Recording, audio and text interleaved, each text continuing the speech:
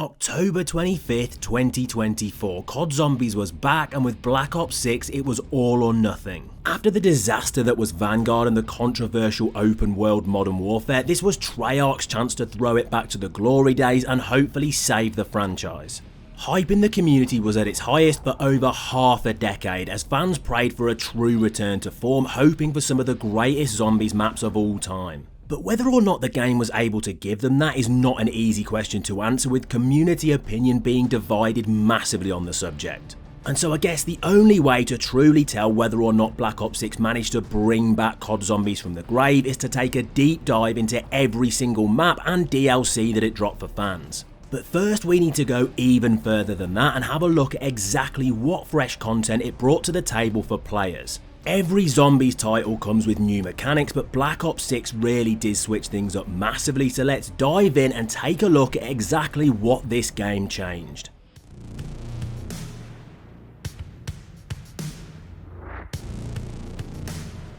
One of the major things that became clear to fans straight out of the gate was that in one respect their prayers had been answered. Gone were the days of playing as random COD operators in Zombies. After it was pretty unpopular in Cold War, the devs decided to go back to the drawing board and actually give players a full-time playable crew. And they did this by adding numerous characters that originally appeared in Cold War for people to jump in as. Weaver, Grey, Carver and the brand new Maya Aguinaldo would form the cast of zombie slayers fans would be playing as.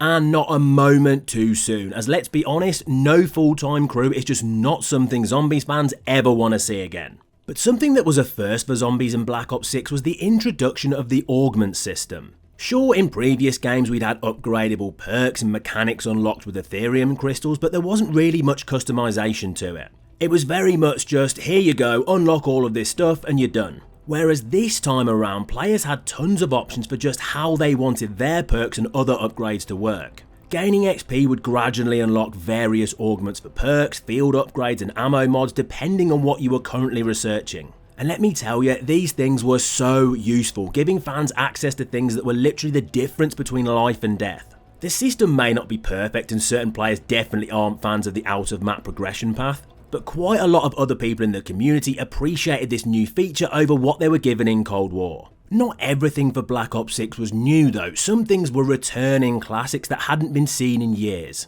Microtransactions in COD are nothing new, but these days it's largely focused around cosmetics. Well, that is unless you're a Zombies player. Because returning for the game was one of the most OP consumables of all time, gobblegums.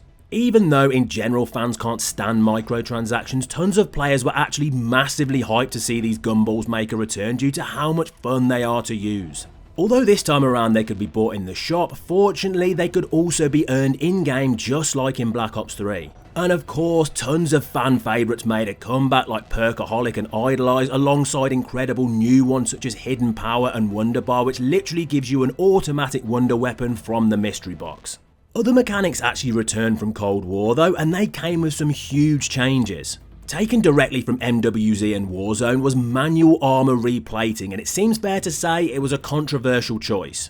Many years earlier, armour had of course still been in round-based Zombies, but it was picked up off the floor and automatically applied. But in BO6, for the first time ever in classic high round gameplay, fans would have to manually restock their armour constantly throughout the game. It kind of split the community right down the middle, with some people preferring this decision whilst others were begging to go back to the Cold War system. And that of course wasn't the only change to armour, as there were tons more. Like the fact that plates could now be crafted at workbenches along with all score streaks, tactical items and lethals. Whereas previously fans would need to stop by the Arsenal upgrade machine to do this, but that was now a thing of the past. And if players were looking to upgrade their armour vest in order to keep themselves alive for longer, it was also no longer a case of going to an upgrade machine. With them now having their own specific wall buys, allowing players to get hold of rare and epic vests. And specifically in the tomb, there was even a legendary version that was hidden behind a mini Easter egg quest. But there's one thing missing here that in Cold War was once again part of the Arsenal upgrade machine, and that is weapon rarities. This time around in Black Ops 6, players had access to a brand new Arsenal machine that was responsible for getting hold of stronger guns and also adding ammo mods which were previously part of the Pack-a-Punch.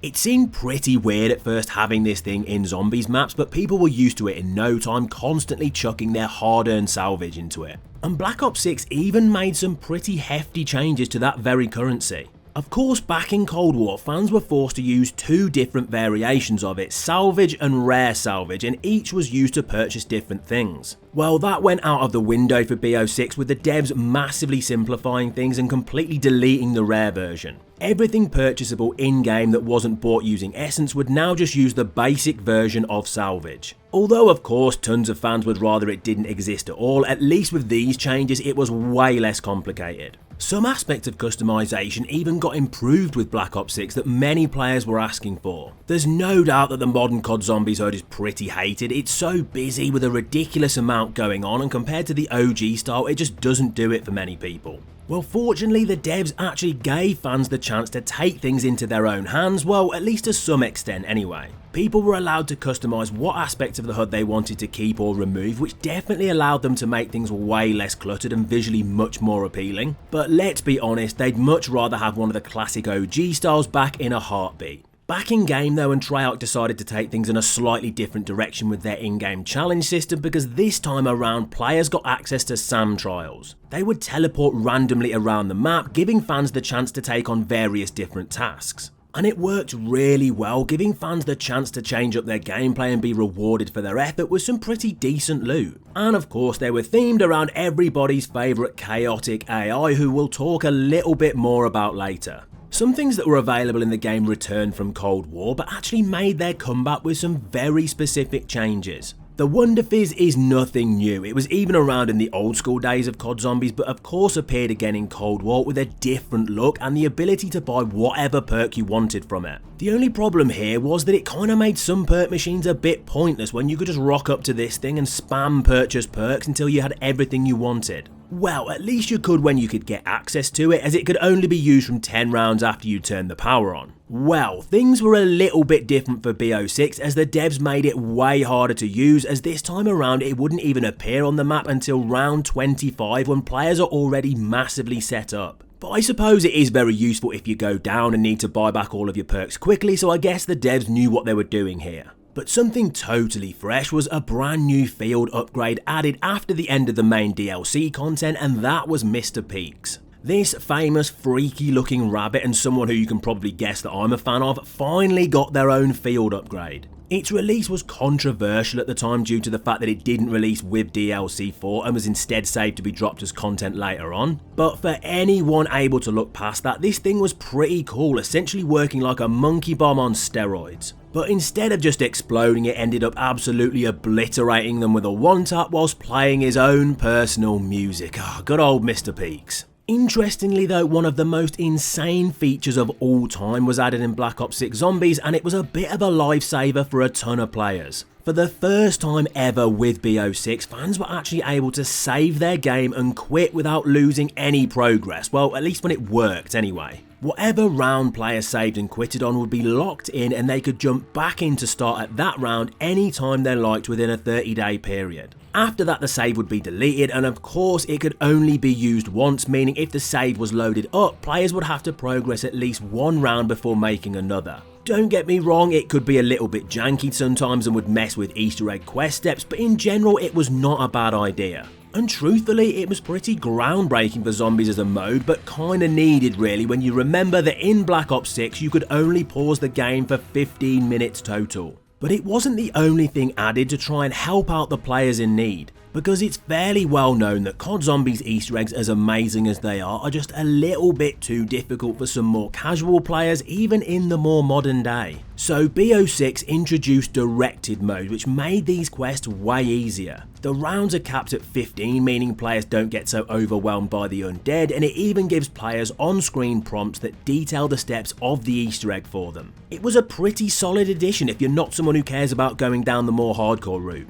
The game even introduced a ton of new modes for players, with one of the best surely being the starting room challenge. This was a huge throwback reference to player-created challenges from the old school days of zombies where people would try to survive for as long as possible without opening any doors. It became an official LTM in Black Ops 6 and randomly decided to add a cel-shaded twist for some unknown reason. But one particular mode definitely wasn't new, however it was pretty classic and something that Zombies fans had wanted back for a long time, and that was grief. It hadn't been seen since the BO2 days and was a welcome addition to the game, even if when it first dropped it needed some serious changes. Fortunately though, after the devs did some work on the mode, it was in a much better spot and it became a more appreciated comeback for the old school classic. And so no matter what side of the fence you fall on in terms of preference, there was all in all a pretty big catalogue of changes and fresh additions when it came to this game. Some loved by the community and others not so much. And this is all before even talking about the most important thing, the actual COD Zombies map content on offer. So there's only really one thing left to do, and that is to dive headfirst into every single Zombies map given to players as part of Black Ops 6, starting with Terminus.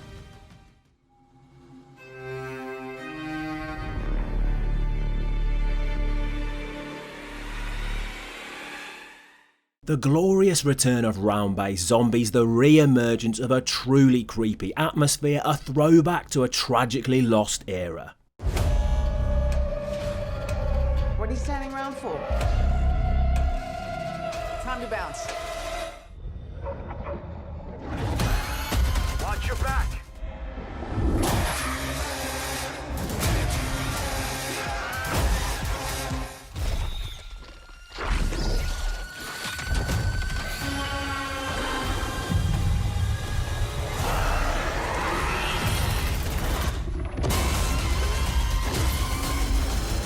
After years of what some players would describe as very controversial releases, had we finally turned the page on that chapter? And would we finally see COD Zombies return to its peak? This lands us on an important question: is Terminus truly as amazing as fans make out?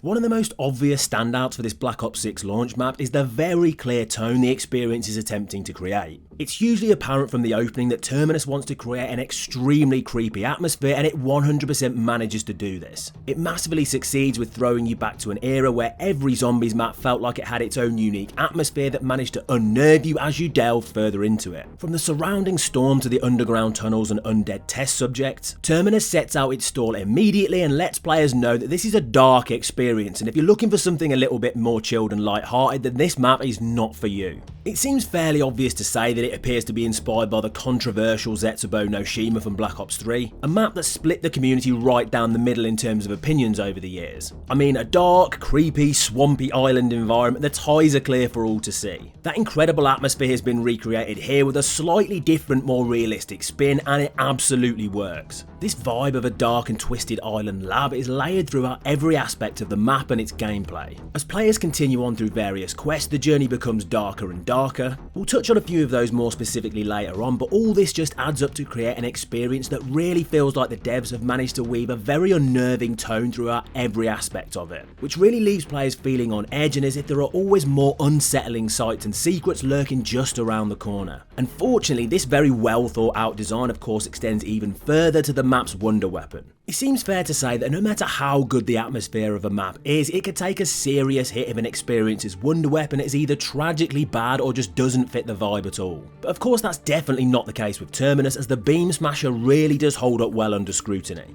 It suits the situation players find themselves in perfectly and really adds to the theme the devs managed to create. It can be gained through a fairly extensive but not massively challenging quest, and it really gets the creation process right, as it feels like a solid reward for what is definitely not a simple journey. With regards to Black Ops 6 wonder weapons, there's no doubt that the Beam Smasher is one of the harder ones to get hold of, so in order for that to be worth it, the weapon itself needs to be genuinely useful, and it clearly is. To get your hands on it, you need to undertake a variety of different challenges, from activating electricity panels to completing math puzzles and also powering coloured orbs. But once players get that prize, it's pretty obvious immediately that this would become known as a very useful and interesting wonder weapon. With the ability to destroy the undead completely with its heavily focused laser, it's an important piece of kit as you progress through the rounds. But interestingly, it's actually its other ability that's far more useful. The Beam Smasher's second ability is probably its best, giving players access to some serious crowd control. You can literally stop zombies in their tracks by slowing them to a crawl, and not only that, it's one of the only wonder weapons to reward you for actually emptying the clip, because doing this releases an electric charge which can totally wipe zombies out. It's also a weapon that is not ridiculously overpowered, meaning players can't just lean on it as a huge crutch throughout the Terminus experience, making it genuinely great but also very well balanced as a wonder weapon. Interestingly though, there are certain situations where it may not be the most useful choice, such as the mid-game boss fight. This is not something that happens in COD Zombies very often, and any time it does, it's always a massively welcome return. The ties with Zetsubo once again seem pretty clear here, with that experience also having this incredible feature with the well-known spider fight being loved by tons of people. It's another part of Terminus that hammers home the dark and creepy nature of the map, with Maya's brother having been experimented on and tortured to the point where his sanity has become a mere memory. It may not be hugely difficult, but at least it provides a decent level of challenge for the player part of the way through the Easter egg, particularly if you're not set up well enough or don't have a weapon that can do some serious damage to Nathan. It's just a very great example of the devs putting important work into a launch map experience, and it's definitely something that should be featured in zombie maps more often. And of course, it's not the only boss fight in Terminus, with the map's finale being one that will be remembered for years. As mentioned previously, we'll get to the Easter egg in full a little bit later on, but for now I want to touch on what could well be one of the best things about the entire Terminus experience, the Patient 13 boss fight.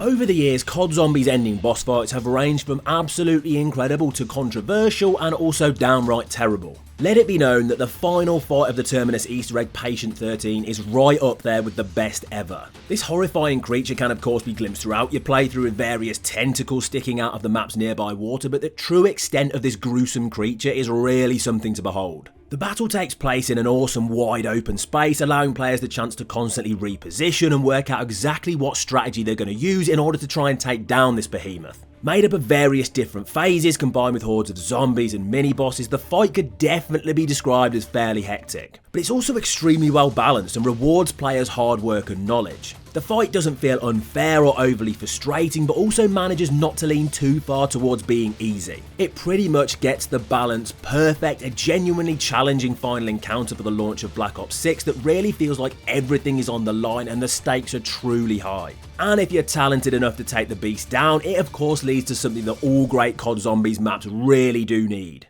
Richtofen is obsessed with an ancient relic called the Sentinel artifact. He believes it has the ability to manipulate a form of protomatter called prima materia. I'm not chasing after an old wives' tale. Oscar, we've all seen things that seemed impossible. And Richtofen is no fool. If he and Sam believe that this artifact can actually bring her back, we have to try. Let's see for ourselves if this Sentinel thing is the real deal. Agreed. But I still want to know where that bastard Richtofen is hiding. Then let's find it before he does. Talk about a reveal that not a single COD Zombies fan was expecting. The Sentinel artifact from the Chaos storyline was now canon in the world of the Dark Ether, and I don't think anyone saw that coming. There are not many crazier ways that the devs could have kickstarted the Black Ops 6 Zombies storyline than this. Coming from a time period that nearly every Zombies fan thought was dead, the return of an extremely important item that up to this point had no connection to the modern Zombies experience. And although completely unexpected, it was a brilliant way to further tie this newer storyline to narratives of the past. The cinematic did a great job of setting up the story we'll be following in Black Ops 6 Zombies, with the returning artifact supposedly being used to secure the return of Samantha Maxis. And the plot lines for the foreseeable future were off to a pretty strong start with Terminus. And it wasn't as if all the content for the map was done and dusted after witnessing that shocking cutscene either, because the side Easter eggs in Terminus are fantastic. Sure, there are some that are far more basic that will provide you with a simple reward that you can find in pretty much any Zombies experience,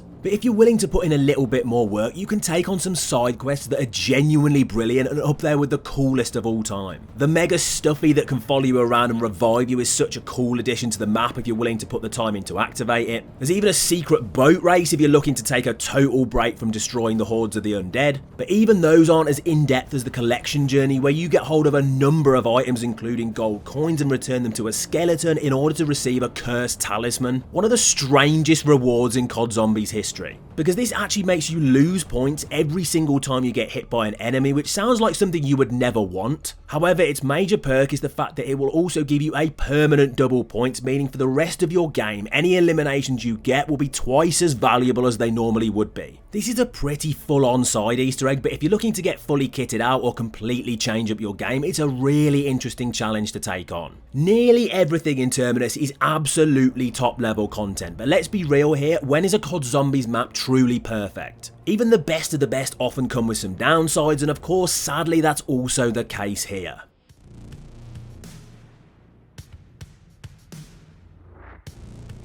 Having previously discussed the final boss fight and the crafting of the wonder weapon, it's probably now time to touch on the rest of the Easter egg steps. One thing to be clear on straight away is that this is in no way a bad Easter egg. The steps are logical, they make sense, and are pretty varied in terms of the different tasks you need to do, ranging from collecting codes, reconnecting nodes, and performing a few hacks. That's not where this main quest falls down though. The major issue with this Easter egg is that it just feels really easy. For a map that is supposed to be the more challenging launch experience, the main quest sadly doesn't seem to meet that expectation. Sure, as mentioned earlier, it does have some very cool aspects, with the crafting of the beam smasher being the initial step, and then the mid-quest boss fight is a nice change of pace, but the steps outside of this don't really offer much difficulty. Interestingly, a number of them try to portray to the player that they are actually going to be very challenging, but in reality this is merely an illusion. A good example being the lockdown to collect the node connectors. You're locked in a tiny room with zombies flooding in from the windows. It sounds incredibly difficult and very much feels that way at first, until you take a step back and realise it's not at all, as there are actually a minimal number of zombies that don't even really need to be eliminated, and you can simply spend a couple of minutes running around the edge of the room and not even deal with them until the step is complete. Later in the quest too, players find themselves in a very daunting situation where they need to immediately get to the biolab in order to defuse bombs, harking back to the days of the infamous bomb step in Gorod Krovi, except difficulty wise this just isn't in the same league. All the player needs to do is run from one bomb to the next, defusing it a tiny bit each time, and eventually the step's completed with loads of time to spare. If a player somehow manages to fail the step, then sure, it's a pretty devastating outcome because it's literally game over, but unless you're going into the step absolutely blindly or perhaps panic once the challenge starts, there's not really any reason you should get to that point. It's unfortunately just another example of part of the quest that on the surface seems very challenging, but when you dive a bit deeper, it's really not. Don't get me wrong, numerous parts of the Terminus Easter egg are genuinely brilliant, namely the 2 different boss fights and particularly the final battle against Patient 13. But in order for a Zombies map main quest to be considered one of the best ever, it really needs to gradually ramp up in difficulty so that every step feels like an additional level of challenge over the last, rewarding the player for learning the best way to get the job done. And sadly, Terminus just isn't able to do that. In some instances, even allowing you to skip steps if they prove a little bit tough for you. I'm referring here to the ability to pay Peck 5,000 points in order to skip the mass portion out of the Beam Smasher quest. I gotta make it very clear here, okay? This is definitely a nitpick, but it just feels like a bit of a pointless addition to get out of doing a step that offers a slight bit of challenge to the player. And although quite clearly not a major problem in any way, it just seems like something that isn't really needed. Although I will fully admit it could definitely help speedrunners, so sure, it does have its positives. There are other aspects of Terminus though that do cause more of a genuine issue. It really feels that annoyingly the boat transport system could well be one of those. Transport systems in Zombies maps are nothing new, but they're often focused around either quick movements such as teleporting or on-rail systems like the tank in Origins. Very rarely does the player have the ability to control the transport vehicle themselves, and I think Terminus probably shows why. Because it brings the classic frantic gameplay of Zombies to a screeching halt, and removes any feeling of danger almost immediately. Situations don't feel like a genuine concern when dealing with zombies in various places on the map where you can just hop in a boat and remove the threat immediately. There is a slight caveat to that in the fact that Patient 13 can occasionally be found roaming the waters in order to make sure that you don't just sit in the water and chill out to avoid the zombies, but even that isn't really enough to make you feel like you're honestly in danger. It's not necessarily a bad thing for the devs to try these new ways to traverse zombies maps, but I just don't think they hit the mark with this one. Of course though, the boat is the only viable way to access certain sections of the map that can be found in the nearby waters. The only major problem with these areas is, what's the point? Sure, the mini islands are needed in order to complete the Beam Smasher quest and certain other areas are part of the Easter egg, but if you've got the Wonder Weapon and aren't interested in doing the main quest, there's pretty much no reason to even visit them. It's not as if they've got perk machines located there or as if the Pack-a-Punch machine is found on the ship. It just feels like they should have been integrated far more closely into other gameplay aspects of the map. Instead, they just feel surplus to requirements and don't really serve much of a major purpose when playing a general game of Terminus. Something that definitely does serve a purpose though is amalgams, but their problems come from a totally different angle. In case there was any confusion, the arrival of this new boss zombie in Terminus is definitely not a bad thing. Although in other maps they would go on to cause all sorts of frustrations, their first inclusion in this map is surely a positive. However, their arrival in Black Ops 6 Zombies definitely does have its issues, and as Terminus is their first appearance, it seems best to talk about it here. It seems like an incredibly strange design decision to have a mini-boss that has the ability to grab the player and pull them in without any way to combat this whatsoever. Shooting the amalgam or its tongue as it's doing this does absolutely nothing, which makes no sense. This is a logical way to balance this type of enemy and is exactly what the devs did previously with the original Panzer in Origins. It has the ability to hook the player and pull them in, but if you're skillful enough you can shoot your way out of that predicament. But with the amalgam, it's as if Treyarch just wanted to add an enemy like this but provide no counter for it just to annoy and frustrate the player, which is something that zombie fans never appreciate. They don't enjoy fighting enemies that they can't learn to combat, and the amalgam definitely feels like one of those. The dev's decision here doesn't feel very logical, particularly when you take on the Patient 13 boss fight and it also has the ability to grab and pull you in with its tongue. Except guess what? It has the classic counter of being able to shoot it in order to stop this process happening. Why wouldn't they just give this feature to the amalgam as well? It makes no sense. Unless the genuine goal with this enemy is just to drive players insane with its baffling design. Despite certain shortcomings, there is no doubt that Terminus is seen as an extremely popular COD Zombies map, but can it really compete with the greatest maps of all time?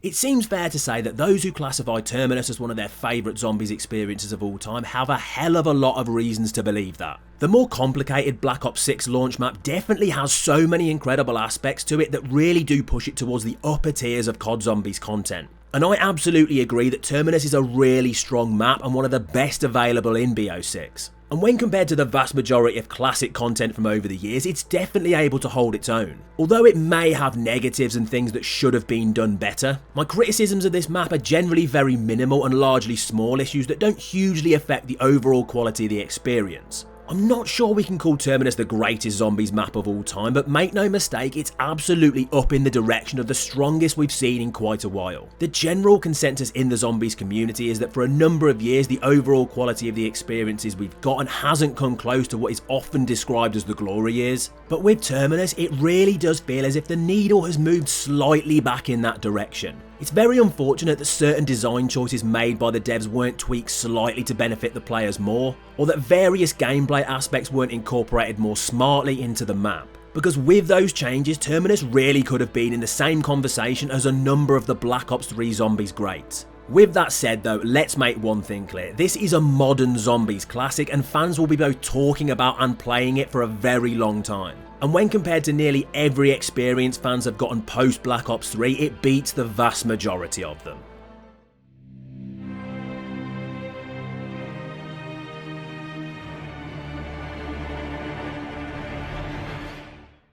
Justice for the jet gun, the return to classic, less complicated zombie slaying, the greatest bonus map of all time. There's a place just round the bend. A place by the name of Liberty Falls. 1991's fastest growing town in America. And it's plain to see why. Where church ain't just for Sundays. We're dying to welcome you.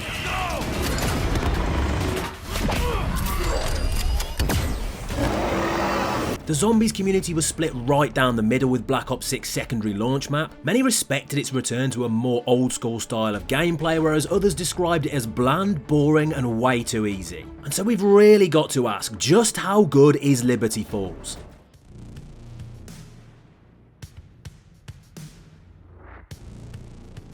One major positive thing we need to touch on immediately with what many fans describe as Black Ops 6 bonus map Liberty Falls is the inclusion of a fully fledged Easter egg. Until it was revealed that this would be the case, this is not something that many zombie fans would expect to see in an experience like this that was believed to be far more basic than its competition, Terminus. It was a very welcome addition, and although not necessarily on the same level of some of the most popular Easter eggs of all time, or even as good as certain other main quests in Black Ops 6, the addition of this to Liberty Falls is genuinely brilliant. Let's make one thing clear as well, this Easter egg is pretty easy. For the vast majority of steps, it doesn't massively challenge the player if they've got any idea what they're doing, and fans are guided through the steps fairly closely with only a small amount of discovery and exploration being required. With that said though, this slightly more minimal quest is not really designed to test the old school zombies legends or those who consider themselves to be on the more talented side. Its inclusion is intended to ease a newer or more casual audience into the game and give them a taste of a COD Zombies main quest, without throwing something at them that is so daunting they're never going to touch one ever again. The Liberty Falls Easter egg is essentially a stepping stone for newer players to give them a shorter, easier quest experience, so that if they're then interested in jumping into Terminus to attempt a bigger challenge, they will at least have some idea of how things work and not have a huge shock to the system. Don't get me wrong, this is not a main quest that big Zombies fans are going to be replaying for a long time because of its quality, but its existence is definitely a huge positive for this more simple map, and the vast majority of players would rather have this level of challenge than nothing at all. We'll get to the quote-unquote boss fight a little bit later, but something I do need to touch on is this Easter egg's final scene, if you want to call it that, because it's really cool. If you've hurt them, I swear I'll... No interruptions for this next part.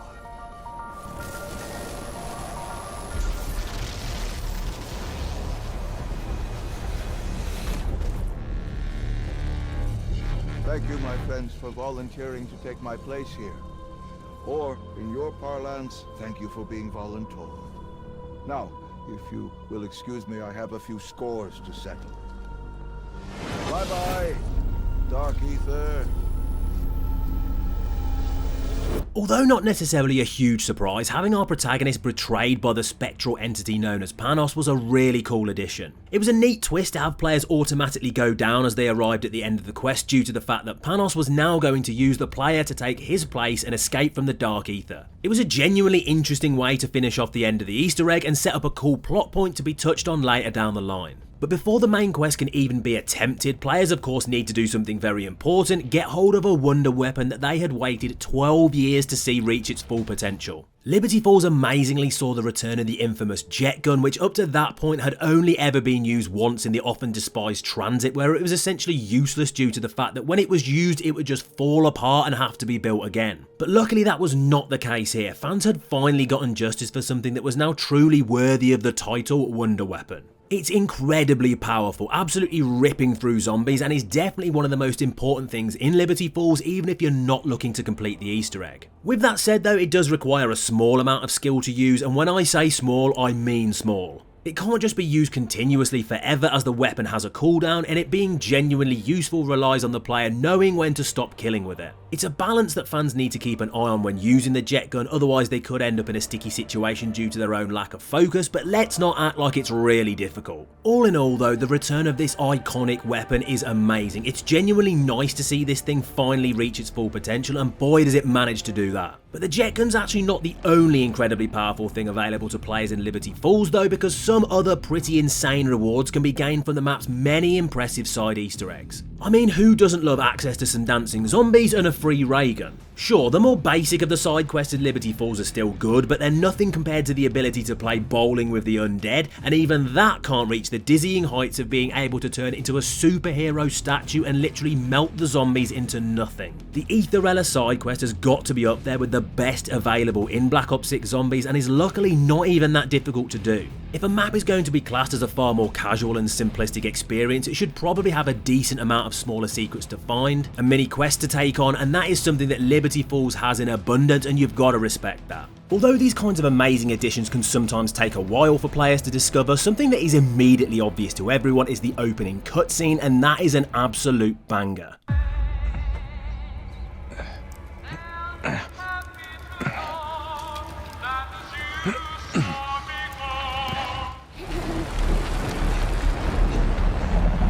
For God's sakes!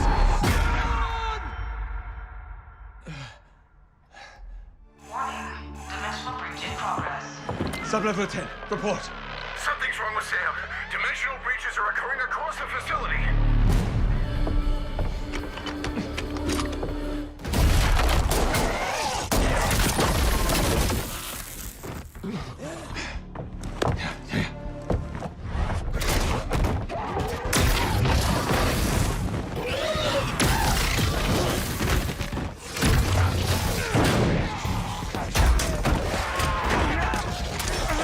Director, Project Janus!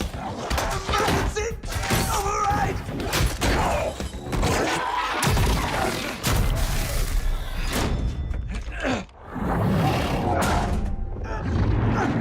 I swear to you, Sam, you'll never be free!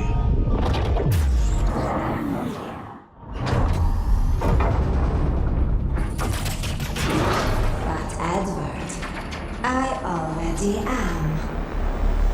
That is how you kick off a Zombies map and get fans interested in playing it. Richtofen and waking from a horrendous nightmare and memory of what happened to his family, only to be swamped by the undead horde and have to wipe them out with the classic Wonderwaff. It all gets wrapped up with Eddie being attacked by some strange ethereal purple smoke and sucked into a portal. And just like that, it's time for players to take on Liberty Falls. The cinematic definitely gets you hyped up to play the map, and it did a great job of creating huge amounts of mystery with the launch of Black Ops 6. The arrival of a new Zombies mode is always a difficult thing. How do you balance the need for more complicated gameplay like Shadows of Evil with something a little bit more relaxing such as the Giant? Well, you give players the incredible Terminus, and then also something that is essentially the complete antithesis of that, Liberty Falls. The desire of the devs to create a much more simple and relaxed Zombies experience was a very smart move. It was something that used to happen in various Treyarch titles but hasn't been seen for a very long time in the world of zombies. It's not the only time we would see something like this in Black Ops 6, but it was the first, and to be honest, a very smart idea. More than one launch map is always great, but there has to be a balance between complicated and casual, and that's the purpose of Liberty Falls.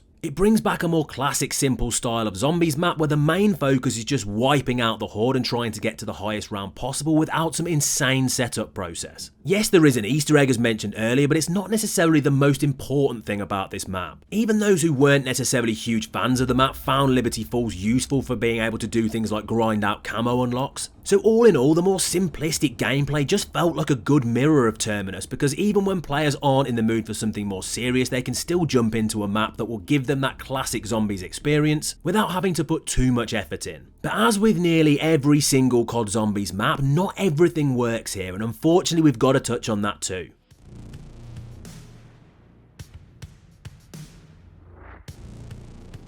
Sadly, there's one thing that is obvious to players as soon as they drop into Liberty Falls. The atmosphere is just a little bit off. It's not what you'd really expect from a Treyarch Zombies experience, and sometimes that can actually be a good thing when they manage to put a fresh twist on a mode that is now many years old, but unfortunately I wouldn't say that's the case here. The map just doesn't feel at all intimidating or unnerving, and that is largely down to the complete lack of atmosphere on display here. Not only are you playing in broad daylight, which many have agreed is already a problem, it's just made worse by the brightness and lack of intensity often seen in Zombies experiences. Midday Zombies maps aren't necessarily a bad thing. They've been done before and landed very well. The issue here is more to do with how this map to a certain extent just doesn't massively feel like a Zombies experience, at least with regards to atmosphere anyway. Numerous people have described Liberty Falls as the Warzone-ification of Zombies, specifically when it comes to the look of the map, and I can totally understand this view. The problem with the look of this experience is more that it simply boils down to, this is a town. A town filled with zombies. It doesn't have anything largely unique about it like other maps, and merely feels like an extended multiplayer map with some slight changes. Even the devs were aware of the community's dislike of the tone of this experience, as when it was originally showcased to fans, it was immediately disliked and zombie players made their voices heard. So what did they do?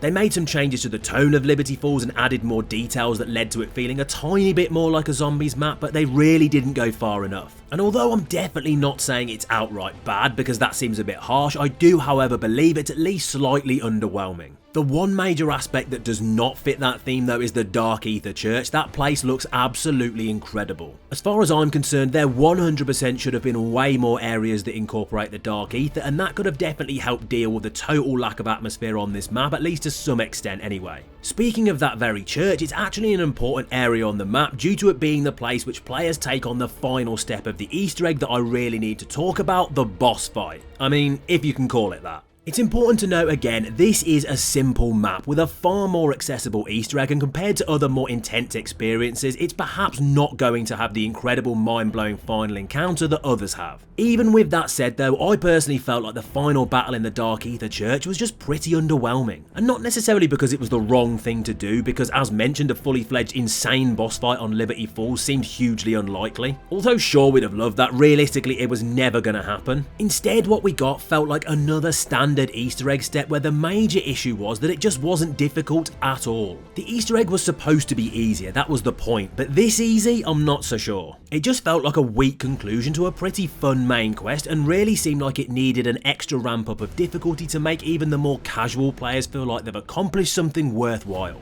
And it's not the only thing that maybe the devs could have put a little bit more effort into, because annoyingly that also applies to the reuse of boss enemies. That kind of phenomenon is not necessarily anything new in the world of COD Zombies, but it doesn't make it any less frustrating. The issue here isn't just that the devs have reused enemies, as that would occur in later maps too. The main problem is that Liberty Falls is a launch map and just added boss enemies that we'd seen in previous games, manglers and abominations. It's almost more expected in maps released later throughout a game's life cycle, as it even occurred in one of the most popular zombies experiences of all time, Black Ops 3. But for a launch experience to do that just really doesn't seem good enough, and it honestly feels like more effort should have been put into this area to at least create something slightly more unique. Sure, the issue existed in Terminus as well, but that was combated by the arrival of the Amalgam, a completely new boss enemy as well. Not only is the lack of anything new a problem, it gets even worse when manglers become as regular as normal zombies. Okay, I might be over exaggerating there slightly, but the mangler spam on Liberty Falls turns into an absolute joke in later rounds. This is not an issue that is specific to Liberty Falls, with boss enemy numbers being a very controversial topic throughout Black Ops 6, but when the main purpose of this map is to allow players to take on something that feels a little bit more classic and really push you to those high rounds, when something as annoying as having crazy numbers of manglers chucked at you as part of it, it kinda makes that just not feel very fun. And truthfully, just felt like it was added to get on fans' nerves as opposed to offering up an actual challenge. Liberty Falls is quite clearly an experience with both major positives and negatives, but is it honestly the greatest bonus map of all time?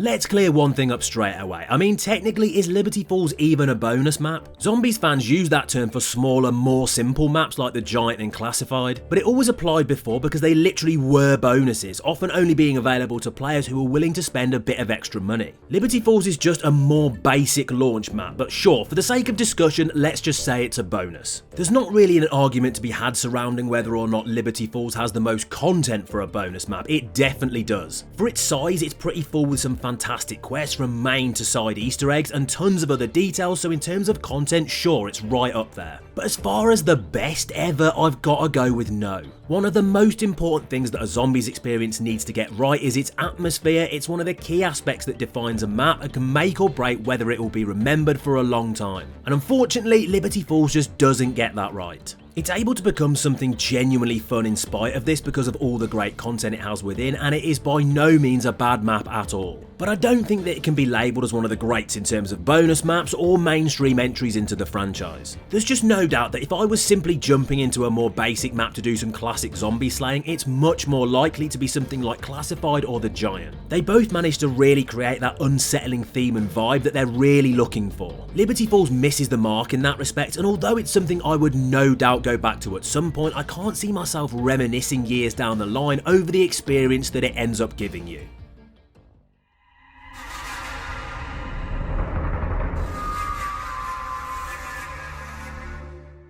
Often described as Horizondrak 2.0 and one of the greatest maps of all time, was this the return of COD Zombies to its former glory? I know who you are and why you are here.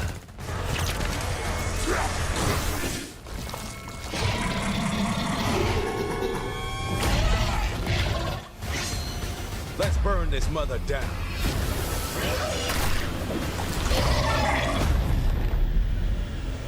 Heralded by many as the peak of Black Ops 6 Zombies content and exactly what the franchise needed to revitalise its often frustrated community, it really does beg the question, is Citadel Daymore honestly as good as many believe?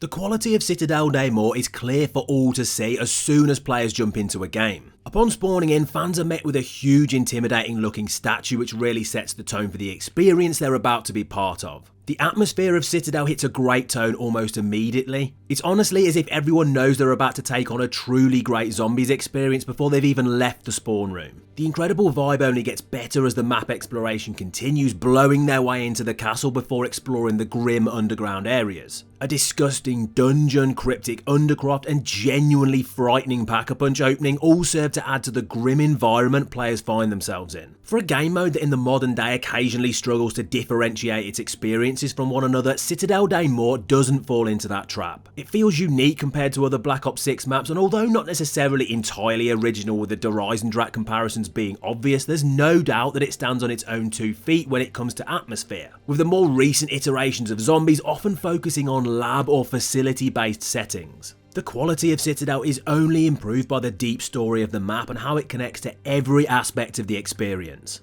The lore of the previous inhabitants is magically intertwined with all of the gameplay aspects that we'll get to very shortly, which all serve to make fans feel like they're wrapped up in something mystical and mysterious. It takes players back to a time when many believed that COD Zombies was truly at its peak, and a map's atmosphere felt like it was carefully woven throughout the entire area the players found themselves in. The incredible lore and atmosphere doesn't end with the play space that fans jump into either. It actually takes on a new level of depth when undergoing the task of crafting Citadel's 4 elemental swords. To any OG zombie players, the parallels with Horizondrak are once again very clear, except instead of unique bows for every player in the game, this time fans have got the chance to get hold of blades to assist them in wiping out the undead horde. Unfortunately, just like DE, the legends of this phenomenal looking castle are tied very closely to each individual sword. After acquiring a base weapon, each has its own specific upgrade process with different steps from all the others, making them feel special, rewarding and well worth attaining. And once learnt, the steps for these weapons aren't ridiculously challenging either, making the journey of obtaining your favourite not particularly frustrating like certain previous COD Zombies wonder weapons. This balance also extends further for each sword's incantation, but that's something we'll touch on a little bit later. The beauty of these incredible weapons is not only that they're extremely strong without being overpowered, but goes much further with them telling specific lore details around the bastard sons as players take on the task of revealing all the secrets they have to offer. As detailed, they also have the added bonus of not being so strong that they make all other weapons useless. They can be hugely powerful in the hands of players skilled enough to build up their unique charge attacks, but this takes time and effort and are only gained through melee eliminations, creating the perfect risk-reward scenario. They feel very well balanced, fairly obtainable, and honestly look absolutely beautiful. They also form a very large portion of the map's main quest, which could sometimes be considered a negative, but on Citadel Daymore, not so much. Sometimes a zombie's Easter egg can honestly feel like a bit of a chore, but with Citadel it's really not the case. The steps are logical, they follow the lore and narrative of the map, and are appropriately challenging in certain situations. As mentioned, one of the major steps of the quest is to craft and upgrade all 4 elemental swords, which may seem like a lot, but with each process being unique and not hugely difficult, it doesn't feel like a massive effort. In certain previous Easter eggs like Horizondrak, the need to craft various wonder weapons is balanced in line with the number of players in the game to make sure that the task doesn't feel too daunting. That's not the case in Citadel, which could initially feel like a major misstep, but it's actually perfectly balanced by the fact that these blades and their incantations are not overly challenging to get hold of, yet still feel rewarding when you're able to learn and optimize your playthrough in order to get hold of everything you need very early on. This initial phase of the Easter egg has you feeling like you're making serious progress without overwhelming the player, as it's not the only steps that are required. The Citadel Daymore quest continues on at a great pace with a very interesting variety of steps, from trap-based sacrifices to puzzles and incantation rituals. Everything that happens fits fits perfectly, and although not the hardest Easter egg of all time, ties well to the story of the map, making the reasoning for what we're doing totally understandable. The process has complete logic layered through it, which is exactly what a zombie's main quest needs. A surefire way to anger the zombies community is to have an Easter egg with a collection of completely unrelated and unexplainable steps just to extend the solving of it and making it more difficult. I'm looking at you, Revelations. Citadel doesn't do that. It's very smart with its choices, and all of that great narrative work leads up to what could be one of the greatest COD Zombies boss fights of all time.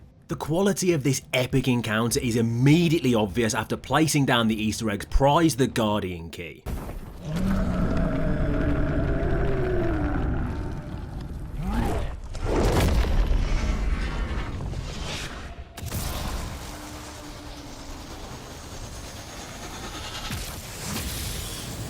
It causes the opening sight of the map, the giant statue, to come alive and teleport you into an absolutely insane looking boss fight arena. And if there's one thing that Call of Duty Zombies fans love, it's taking on a map's final encounter in a special arena that they've not been able to access up to that point. The Guardian fight is 100% top tier. It's exactly the right level of challenging with a clear step-by-step process to follow in order to try and take him down. His attacks are varied through each stage of the encounter, and although they can be devastating, they're not unfair. They can be learned and overcome if a player's willing to put the time in and has set up the correct loadout. This is the kind of thing that Zombies players really look for, a final fight that's very difficult but also reasonable. They want to take damage, get downed and eliminated in order to come back stronger next time, with their extra knowledge being rewarded with additional progress, and that is exactly what Citadel Day More is offering them. This truly feels like the best kind of throwback to the glory days of COD Zombies boss fights such as DE and Gorod Krovi. Regardless of people's opinions on this map, there is no doubt that this boss fight is going to be remembered for a very long time for all the right reasons.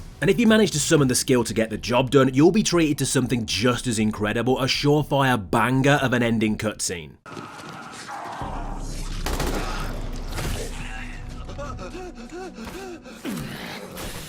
Kraft, we need to know, what do we do with the amulet?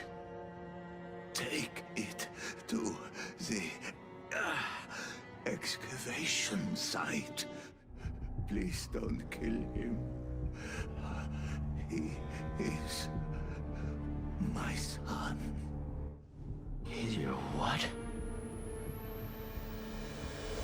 Our final glimpse of Citadel Day More gave us an incredible revelation, pun very much intended. As Kraft utters his dying words, it's revealed that he is the father of none other than Edward Richtofen. It was a huge shock to a lot of players and something many fans genuinely didn't see coming. Not only that, but the hype levels went through the roof as well with the mention of an excavation site. The community, of course, doing what it does best, jumped to all sorts of conclusions, even predicting an Origins 2, and no matter how much of a fan of the tomb you are, I think we can all agree it definitely wasn't that. But nonetheless, it left us wanting more and gave us solid hints as to where we'd be travelling to next in order to get our hands on the Sentinel artifact. It did exactly what a map's ending cutscene should do. It gave us an insane reveal, a little teaser for our next adventure, and really set things up well. Could it have been even better? Yeah, sure. We've had stronger cutscenes, but for modern day zombies, it was very good. Citadel Day More was actually full to the brim with cinematics. Of course, we got the standard opening cutscene, which every top level zombie map needs in order to be considered the complete package, and an amazing outro.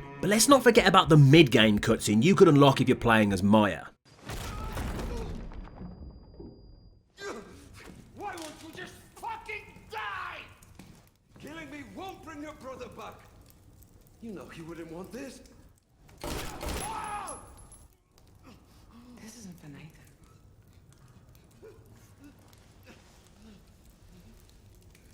This is for me.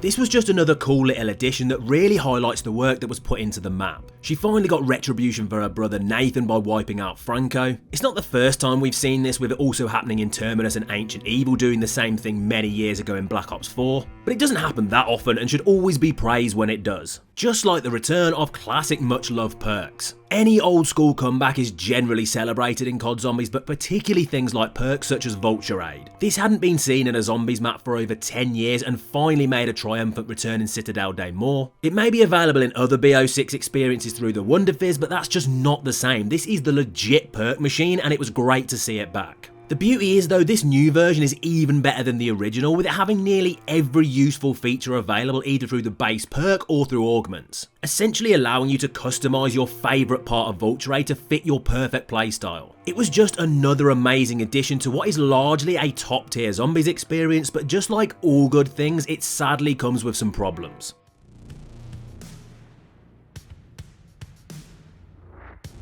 Generally, any fresh new additions in the world of modern COD Zombies are often received positively, what with the devs' unfortunate trope of reusing content from map to map. So you'd think that the appearance of a new mini-boss enemy would be a good thing, right? And to some extent, yes, the arrival of the Doppelgast is great, as it's always exciting to have new foes to take down. And that enemy's first appearance is genuinely awesome as it bursts out of the crate that will eventually house the Pack-a-Punch machine. It's a very unsettling enemy with its speed and disgusting look, but that's not really the problem with the Doppelgast. The issue comes from the complete overuse of this new creature in Citadel to the point where it's genuinely just annoying to see it appear every single round. It ends up being merely a total frustration as opposed to something to be feared, and that's not really the purpose of a boss enemy at all. And this gets taken to the next level with the return of a previous boss, the Amalgam. This addition feels totally unnecessary, and when you start reaching the higher rounds and you're having to deal with numerous Doppelgasts as well as multiple Amalgams, it's just not fun in the slightest, and feels like it happens solely to annoy and frustrate players as opposed to create a genuine challenge to test their skills. The smarter choice would have either been to save the Doppelgast for another map and solely have the Amalgam return here, or remove that and go with the newer, fresh enemy, because this combo strategy is just really poorly thought out. And sadly, you could probably say the same for certain aspects of the map design.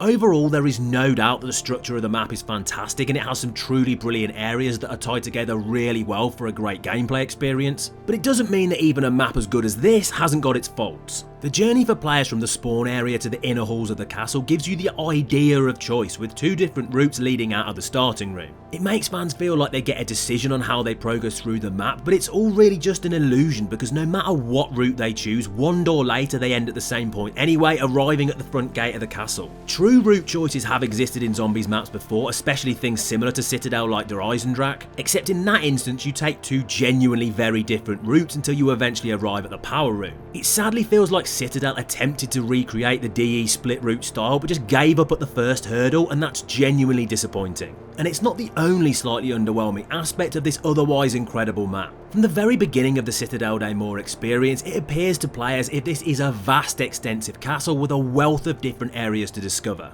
And although the Citadel itself is not necessarily small, it's nowhere near as big as fans are led to believe upon loading in, with the vast majority of what you originally see not even being accessible. A major portion of this huge building is just for show, and again feels like an illusion designed to sell players something that they're not really getting. I know this may seem like a bit of a nitpick, but when combined with the lack of genuine depth in terms of player choice that I just mentioned, it really feels like perhaps this castle is slightly more surface level than the glorious DE that we visited many years ago. Unfortunately, it's not the only aspect of this experience that doesn't reach the heights players were hoping for. There is no doubt, as mentioned earlier, that the map's elemental sword wonder weapons are top tier, but it's a shame that doesn't seem to extend to their individual incantations. Realistically, the only reason for getting hold of these is if you're looking to complete the Easter egg, as they are sadly pretty underwhelming, at least in terms of their use anyway. The process to get each one is actually pretty cool and meshes well with the already interesting steps to upgrade each individual blade, but that's where the fun ends. Because annoyingly, each incantation is pretty much a carbon copy of the others. They have no unique abilities like the swords and even replace one of your equipment slots, which is massively frustrating. Add on top of that they're honestly not even very powerful, and it just makes this a sadly pointless feature that only serves to help you continue on your quest to get to the boss fight. In the eyes of many COD Zombies players, Citadel Daymore is truly one of the greats and they really see it as the full package, but is it honestly as good as people think?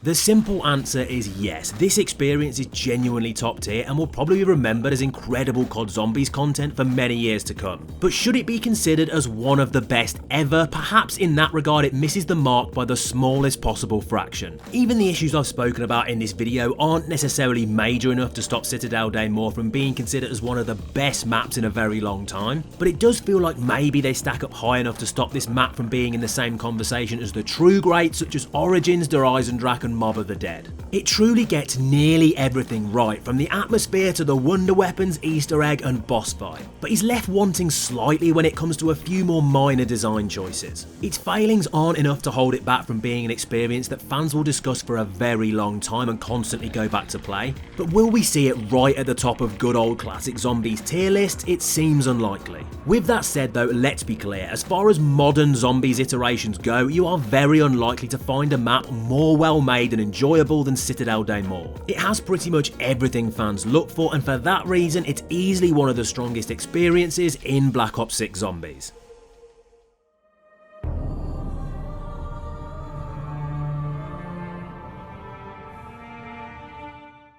Reused wonder weapons, broken boss fights, one of the most controversial maps in COD Zombies history.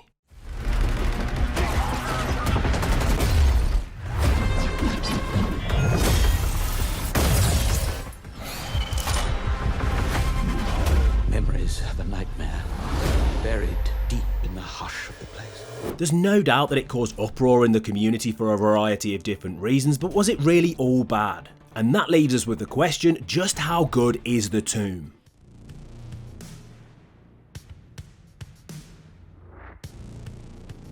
Although it received a ton of backlash from die-hard zombie players, there is no doubt that this experience is definitely casual friendly. The devs even said it was designed to replicate the more simplistic gameplay of Liberty Falls, that they described as one of their more popular maps of the last few years. And there's no question it absolutely fits that template. This is not a complicated map at all. It's pretty much ready for people to pick up and play immediately. Many fans might consider this a bad thing if they're looking for a much more in-depth play space, others though not so much. In a lot of ways, this map really feels like a throwback to a simpler time in the world of COD Zombies, when the desire to take on the challenge of the undead didn't require a 2-hour setup process or an insane guide on how to unlock the map's secrets. It really couldn't be more simple. Kill some zombies, build up your points and open doors, and even that doesn't take long. Does the Tomb have slightly more complicated aspects that will help you succeed and reach far higher rounds if you want to put the time in? Absolutely, and we will get to those. But they're not required if someone is just looking for a fast-paced, quick setup, speed-run zombies experience. And all of that is down to the streamlined simplicity of the map. The Tomb isn't meant to overwhelm you, in fact it's completely the opposite. It's supposed to put you at ease and remind you of a time gone by where anyone could pick up the game and take down the undead.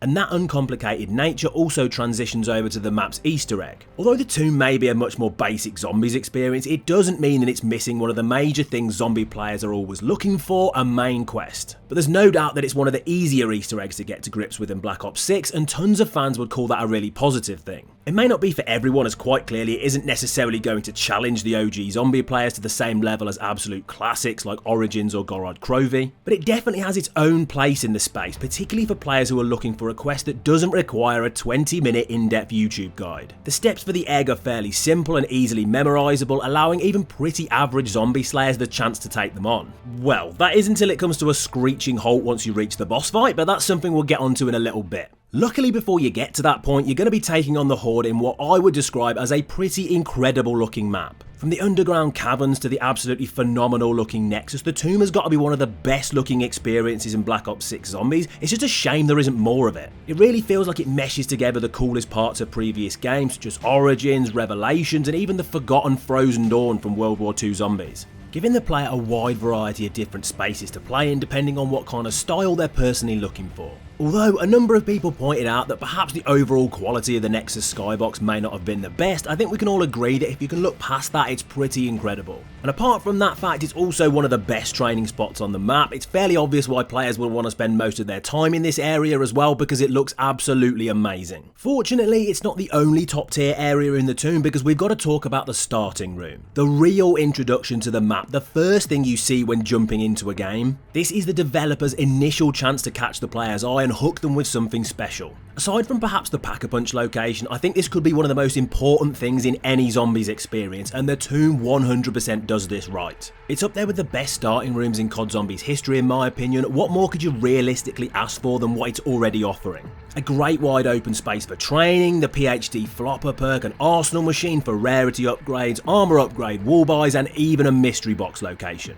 So technically, if you were looking to stay locked in the starting room for challenge purposes and brought a few specific gobblegums with you, you could get to a decent decently high round without even having to be an old school Zombies pro. Combine that with the fact that it looks very visually impressive and the tomb opens up in a very strong way. It even possibly holds the crown for most important location on the map if you're looking to take on some of the tomb's many side Easter eggs, namely the golden armor lockdown. Even players who aren't really a fan of this map were generally pretty positive about this side Easter egg. The first time in Black Ops 6 Zombies that we've been able to get legendary armor, and the only way to do it taking on one of the hardest things the tomb has to offer. A starting room lockdown with next to no HP and some of the hardest enemies in the map. And your reward, a gold regenerating armor wall buy that will serve you incredibly well no matter whether you're attempting to complete the Easter egg or merely go after some high rounds. It's a genuinely incredible and challenging side Easter egg with a top level prize at the end, and it's exactly the kind of thing Zombies players look for when discussing an experience's additional content. Luckily it's not the only thing like this in the tomb, as it's full of small secrets that players can use to their advantage, from free pack-a-punches to easy legendary weapons. The 4th edition to Black Ops 6 Zombies may have been very controversial, but it didn't necessarily mean that there wasn't some good content on offer for those willing to seek it out. Sadly though, it seems pretty fair to say that the negatives of the tomb unfortunately appear to outweigh the positives, at least in the eyes of me and a pretty big number of players.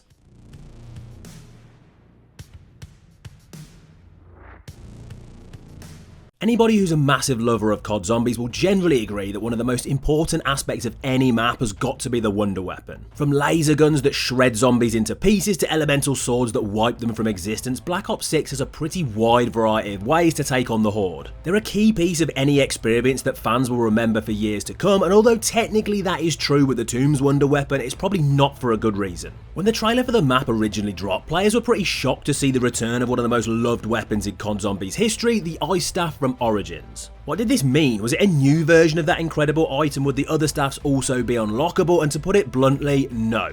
This was exactly the same weapon that people used to know and love, except it just didn't really feel like it fit here. Why was it even in the tomb in the first place? Basically just because nostalgia said so. This wouldn't automatically be a problem, except that sadly it appeared to come with a number of issues. The base version of this weapon is tragically underpowered. Compared to even a low-level pack-a-punch gun, it's pretty much useless. Combine that with the fact that one of the steps to get even the weakest iteration of it is needlessly challenging, and you're not in a good spot. Many players express frustrations with the protection lockdown step that needs to be completed in order to get hold of the base Ice Staff. And even though there are definitely strategies to make it easier, it just doesn't seem very well balanced, particularly when the initial prize is so weak. The problems with the return of this once-loved classic don't stop there though, because if you want to unlock its full potential and get access to an actual overpowered wonder weapon, you're going to need to complete the upgrade process, and that comes with its own issues. If you're not a fan of solo play and you prefer to squad up, one particular step can cause some huge problems. Players need to follow a purple orb around the Nexus and feed it zombie souls by getting eliminations in close proximity, and when playing on your own, this isn't a problem. But for some baffling reason, the developers decided to make this a full squad activity when playing with others.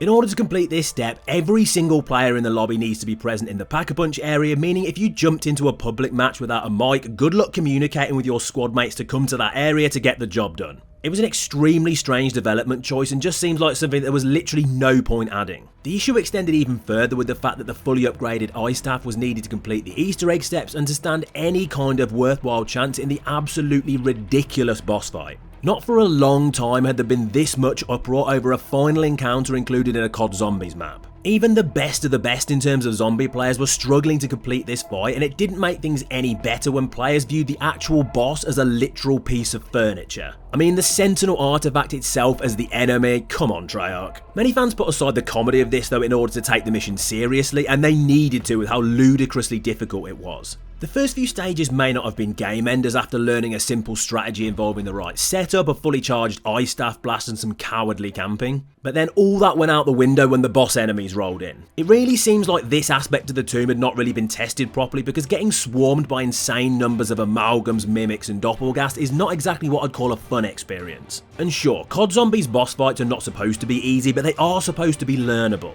Players should be able to feel like they're making progress and that their time is valued when they're able to overcome certain steps with skill and knowledge. But this didn't really seem to apply in the tomb at all. The margin for error in this fight is so minimal that learning the steps seems almost irrelevant, with complete luck or overpowered gobblegums being the be all and end all when it comes to getting it done. And even after all that, fans still had the chance to be wiped out in one shot right at the end of the encounter because hard boss fight. COD Zombie players love a challenge, but what they don't appreciate is feeling like the difficulty has been artificially increased through ridiculous methods, and sadly this was an issue that was contained to just a boss fight. The problem of what players would come to describe as artificial difficulty was unfortunately clear for all to see in the tomb. It may have reared its ugly head in previous maps, but this is where that game-breaking issue really hit its peak. Fans enjoy having their zombie destroying skills tested to the max, but not in ways that have no discernible way to combat them or are just plain boring and annoying, such as mini-boss spam. The days of panic from the arrival of the Panzer or Magua seemed firmly in the rearview mirror, with the tomb instead replaced by ludicrous numbers of the 3 same bosses: doppelgasts, amalgams and mimics. And although the mimics hadn't been seen up to that point in Black Ops 6 Zombies, it didn't make them any less boring, being just another classic reused monster like the other two. This alone was a major frustration for the community, but the annoyance reached another level when the round by round gameplay was flooded with all 3 for what seemed like a very simple mission to frustrate players when going for high rounds.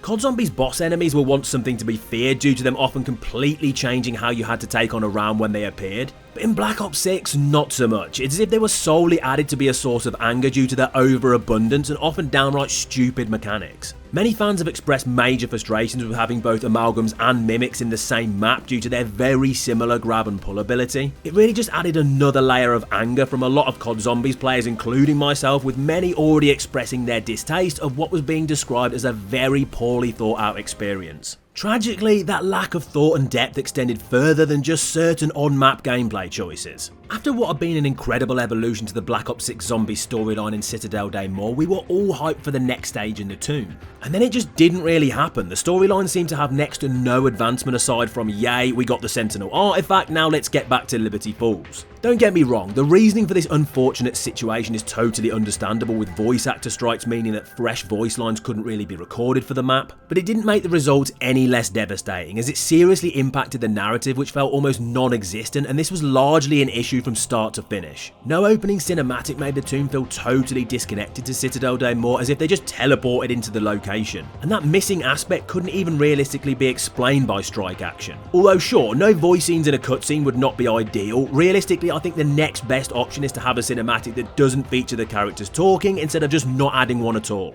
The appearance of a new character known as Archibald feels very out of nowhere too, and didn't seem to have a massive connection to the story. Although the history of the character will be fleshed out slightly, revealing connections to Alistair Rhodes, famous for his appearance in Black Ops 4, which attempted to tie the appearance of the Sentinel artifact to this universe more closely, there's no doubt that the arrival of this guide felt more shoehorned in and totally out of nowhere. This is again most likely explainable due to voice acting strikes, but it didn't make it feel any less pointless. Particularly as it seems extremely unlikely that we'll ever see him make another appearance, making him realistically just the easiest way to have someone guide us through map details and an Easter egg quest without using the voice actors we're used to. All of this lack of story advancement was sadly capped off by one of the weakest ending cutscenes to an Easter egg we'd seen in a long time. There was one major positive though, at least we had voice lines, but obviously not really the kind we were looking for. I have to say that generally any content is better than none, but this final cinematic existing really did just highlight how bare bones the story in this map was. It simply boiled down to turn up, do some steps, fight some furniture and take the artifact back to a location we've already visited.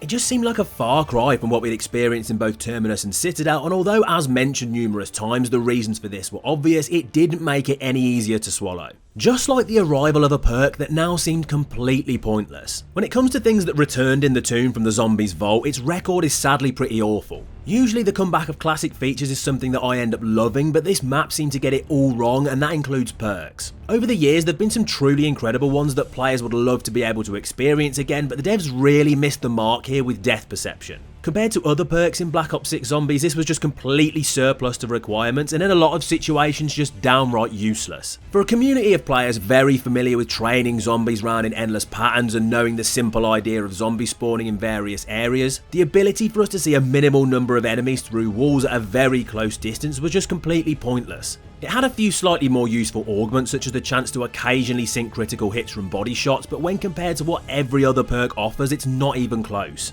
And it seemed pretty obvious to say that if you'd asked the vast majority of fans what they wanted to see return in the tomb, it definitely wouldn't have been death perception. All in all, it just felt like another miss for the developers, further confounding the attitude that they just didn't seem to know what they were doing with this map. All of these major drawbacks really added up to what was definitely viewed as an extremely controversial zombies experience, filled with a lot of major negatives but also some positives too. And it really does leave us having to conclusively answer the question, how good is the tomb?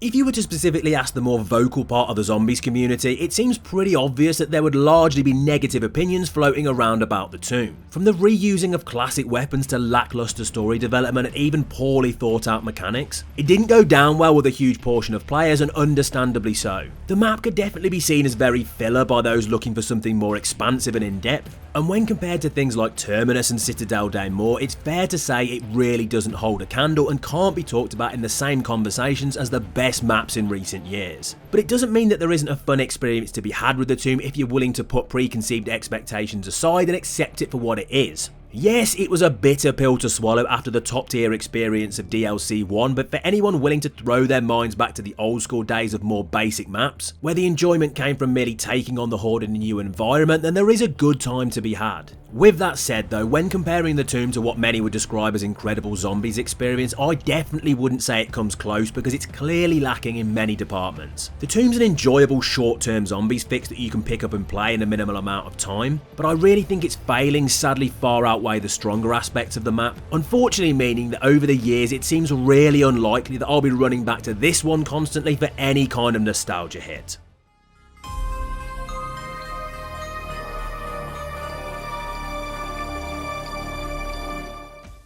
Is the Shattered Veil the perfect zombies map? Many fans believe this is true, and from its atmosphere to its Easter egg and boss fight, it's really not hard to understand why. Someone give me a 10-gallon hat.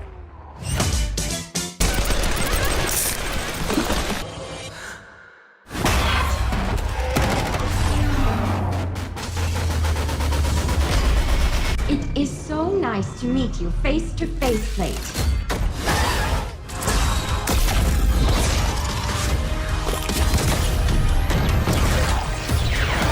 Following the release of the tomb, it's fair to say the opinions of the zombies community were hugely negative towards Black Ops 6, and for a time, things weren't looking good. There was a lot riding on the release of the Shattered Veil. Would it lead to the true downfall of the Dark Ether storyline, or revive it with one final lifeline?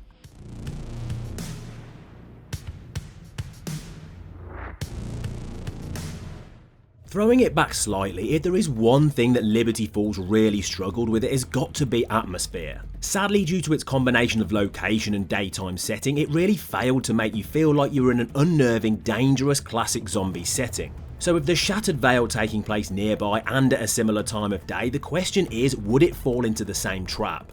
I'm very happy to say that the answer is no. From the minute you arrive at Colton Hall, it's immediately obvious that things are going to be very different to Liberty Falls.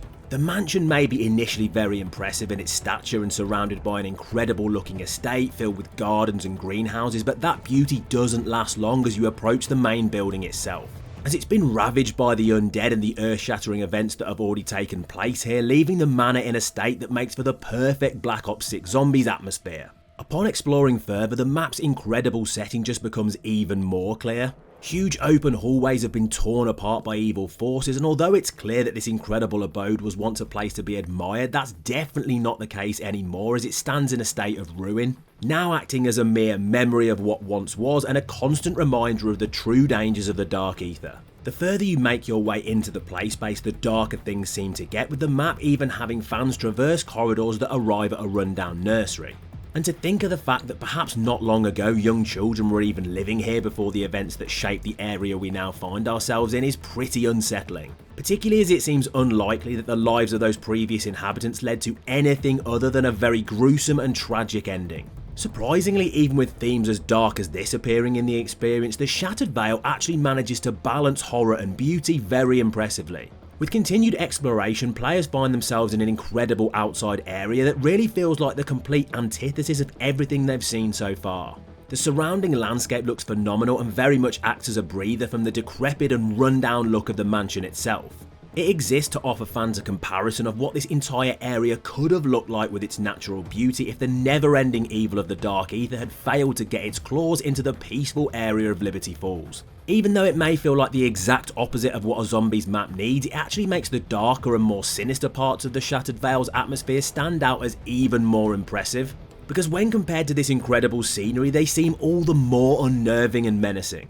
It's not long though before fans find themselves needing to return to the ruined and wrecked structure of Colton Hall, and this leads them down the elevator shaft in order to communicate face-to-face plate with the AI Sam. And it's these interactions that offer fans what I believe is one of the most sinister things about this entire experience. In this room, you are never free from her gaze, you are always being watched constantly, at no point does she allow you the freedom to move through this chamber unobserved. And that in itself could be the creepiest thing about the whole of the Shattered Vale, as it's an extremely unique way to make players feel like they're not in control and are merely puppets for something much larger. It takes exactly what you'd expect for a zombies map in terms of what makes a player feel uneasy and flips it on its head with something completely unexpected in this key storyline character. To put it simply, the atmosphere on display in the Shattered Vale is among the most impressive in Black Ops 6 Zombies, but for very different reasons to popular experiences such as Terminus or Citadel de Morts. It stands on its own as a map that manages to firmly grip players with its eerie and bleak setting, but in a hugely distinctive way compared to others available in the franchise. But any big Zombies fan knows that no matter how good a map's atmosphere is, for it to be truly special it needs to be combined with a fantastic map layout, and luckily that's exactly what the Shattered Vale offers players. Colton Hall honestly feels like the perfect combination of different play spaces, from wide open massive training areas to tight claustrophobic corridors that can cause players some serious issues if they find themselves travelling through them at the wrong time. There will no doubt be some who call the experience too easy due to its large number of excellent training areas such as the Motor Court, Grand Foyer and Mainframe Chamber. But the Shattered Vale is designed in an extremely smart way, meaning that if players want to get access to all of its best features that will be needed to get to high rounds, then they'll find themselves constantly travelling to various areas of the map which are definitely not as safe as those that I've just mentioned. It's this need to traverse through much tighter and dangerous sections in order to get access to more powerful weaponry and features which make this a genuinely interesting play space to take on the undead. Another hugely important thing we need to touch on though is the overall size of the Shattered Vale. It doesn't seem like an exaggeration to say that before the map's release there were huge concerns from the community that this experience may be too small in scale and much more similar to that of the Tomb and Liberty Falls. Quite clearly though, that was 100% not the case. The Shattered Vale does not suffer from a lack of explorable areas at all, in fact it's pretty huge. The estate gardens and greenhouses, the huge mansion filled with winding corridors and impressive entranceway down into Sam's incredibly vast chamber, and finally the underground tunnels filled with rubble and the disturbing sight of a doppelgas waiting for its chance to pounce. In terms of a play space in the more modern COD Zombies era, you can't really ask for much more. The Shattered Vale was amazingly designed by the team at Treyarch, and if many years into the future we're still getting arrivals to the franchise as impressive as this, then the community will be in a great spot. And there is absolutely no doubt that we could say the same for the map's Easter egg, because it's got to be one of the best in years. If there is one thing that this more modern iteration of COD Zombies has suffered with, it's creating top level Easter egg quests that are able to offer a good level of challenge for players more familiar with that style of content. Cold War suffered massively in this department, with many of its Easter eggs being described as far too casual by a number of fans. But Black Ops 6 managed to remedy this with a number of its experience such as Citadel de Morts, but still fell into the same trap with Liberty Falls and to a lesser extent Terminus. Fortunately, the Shattered Vale definitely does not fail when it comes to its main quest, because in my opinion it's one of the best in the entire game. Although not up there with the most difficult of all time, the Easter egg gives players a great level of challenge whilst also remaining fair. It's got an awesome combination of steps that provide fans with a wide variety of things to do, from unique ways to collect various ritual items to performing intense otherworldly lockdowns against hordes of enemies and mini-bosses. For now though, it's important to mention that a decent portion of this quest is made up of getting hold of all variants of the ray gun Mark II. Luckily though, it goes even further, with them being a key part of the quest on top of just unlocking them, very much like Citadel de Morts, with different variants being the only way to complete certain steps, making them an important part of the experience, ensuring that they're intertwined perfectly with the Easter egg. But even outside of this use of the Mark IIs, it's a pretty extensive quest that makes sure to let fans know that this is going to be no easy feat, and to me very much feels like a throwback to the glory days of older Treyarch Easter eggs. There's even a decent amount of item collecting, which is certainly something that may put some fans off, but not myself, as once again it really brings back a huge amount of nostalgia for me from older quests that hugely incorporated this style of play. The Shattered Veils Easter egg really feels like a great amalgamation of styles, from the best parts of Black Ops 6 to more classic aspects of other games that many thought had disappeared, and for that it's up there with the greats. But as good as this main quest is though, there is no doubt that the most impressive part is the final encounter with an enemy that has felt like a fever dream ever since its discovery.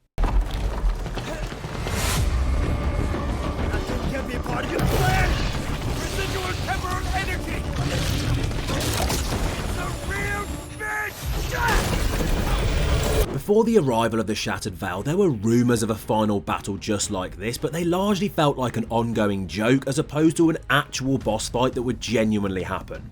It's encounters like this that fans have asked for years, battles that sound totally impossible and unrealistic memes that would never actually see the light of day, but it's not. The Z-Rex is very much real. One thing to point out, does this final boss have much of a direct connection to the narrative of the Shattered Veil? No, absolutely not. It kind of comes out of nowhere, but when it's this good, who even cares? Black Ops 6 Zombies has in general had a very strong track record with its Easter egg final encounters, not including the Tomb of course. Patient 13 on Terminus, the Guardian on Citadel Day More, they're probably going to go down as all-time classics, so in that respect this map had a huge amount to live up to. And without a shadow of a doubt, it absolutely managed to reach those heights. It is quite frankly an incredible final boss. I mean, a zombified T-Rex battle taking place in a special arena with Richtofen sniping from the sidelines, what more could you ask for? The spectacle of this encounter is up there as an all-timer in my opinion, and sure, it may not be as difficult as some fights from the more classic era of zombies, but when it's as exciting as this, I'm not really sure that matters. It's multi-phased and features numerous different attack patterns from the Z-Rex, making sure that even seasoned players need to be on their toes to be successful. Visually as well, the monster looks incredible, with its flesh literally falling off the bone, revealing the inside of this terrifying creature. Difficulty aside, this battle really should be the template for future boss fights. It will be remembered for a very long time, and I'm happy to say it will be for all the right reasons. The final encounter isn't the only way that the Shattered Veil managed to improve over the Tomb though, because as I think we all know, the narrative in that experience was sadly pretty much non-existent. But thankfully that is definitely not the case with DLC 3, because the story on display here is fantastic. Like many aspects of this map, before release there were genuine concerns from fans that the narrative was sadly going to be in a similar vein to the Tomb and just be very surface level and not really touch on any major plot points. It became very clear very quickly though that this was absolutely not true with the Shattered Veil, and for that I am grateful. The story on display here is a major part of the experience and is weaved throughout every aspect of the map and its Easter egg. Certain details may be more hidden, with mentions of a former cult being related to Colton Hall and responsible for the reasoning that this house was acquired to be used for Project Janus research. But of course the coolest details and vast majority of the important story progression comes at the hands of Richtofen and his long awaited arrival fully into a map, where after completing 90% of the Easter egg, fans discover a dark secret and what really happened to Edward after that incredible Liberty Falls intro cutscene. I regret I could not tell you the whole truth. Please understand, humans has not been kind to me. But I wish you no harm. So I am sending you somewhere safe, where you cannot interfere with what comes next.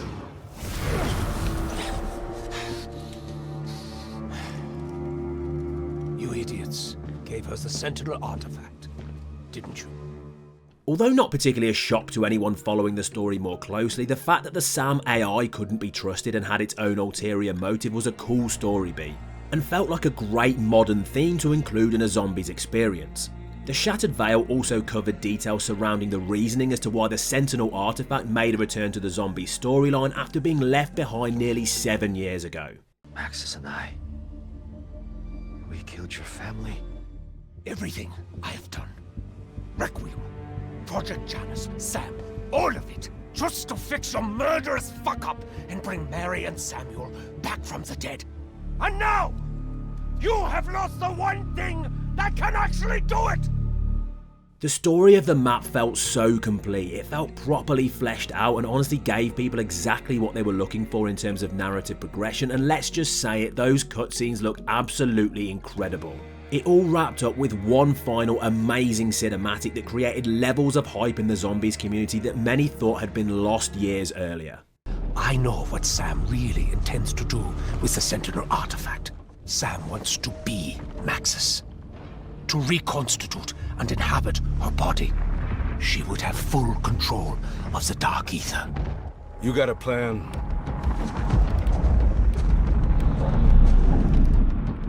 Always.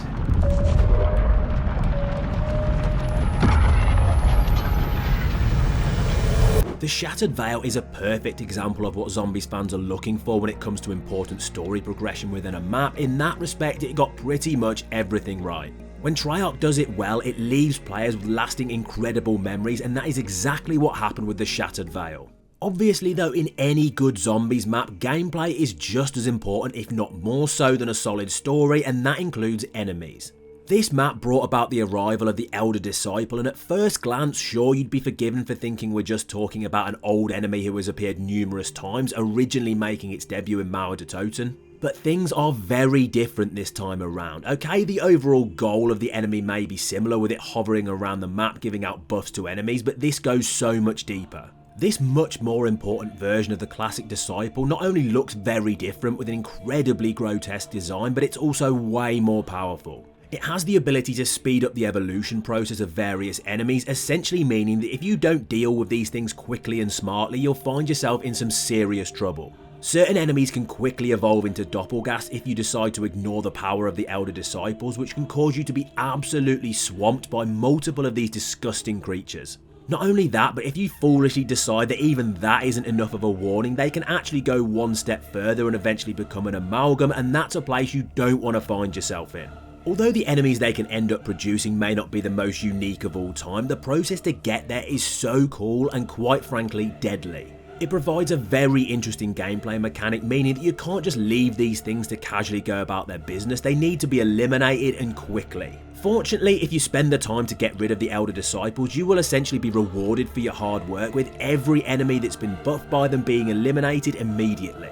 There was numerous times throughout Black Ops 6 when reusing enemy types was a serious problem, but for some weird reason I just don't feel like that here. And I honestly think it's because of the unique creation process for these monsters in the Shattered Veil, so strangely I'm willing to let it slide. It's almost as if that is your punishment for not putting in the time to deal with the dangerous Elder Disciples, and it may sound stupid, but that's on you. They're not the only enemy that can destroy your health in this experience though, because I really believe that the addition of the super fast toxic zombies was a stroke of genius. Everybody knows how very unchallenging a lot of the special enemy rounds have been over the years. Many of them were so easy that it provided zero difficulty, and many fans just considered it a free max ammo and nothing more. Well, let me tell you, that all changed in the Shattered Veil, because the super bright, incredibly fast and honestly very dangerous toxic zombies can be a major issue for players. These things are no joke, and you really do have to take them seriously, which in my opinion is exactly how special rounds should be. The max ammo is meant to be a reward for your focus and ability to survive here, not just something free for wiping out some popcorn enemies. And they're just another great example of the many different things that the Treyarch devs really got right with the map. With those rounds being really intense, players of course need something devastating to take them down, and that's exactly what you get with the many Ray Gun Mark II variants available in this experience.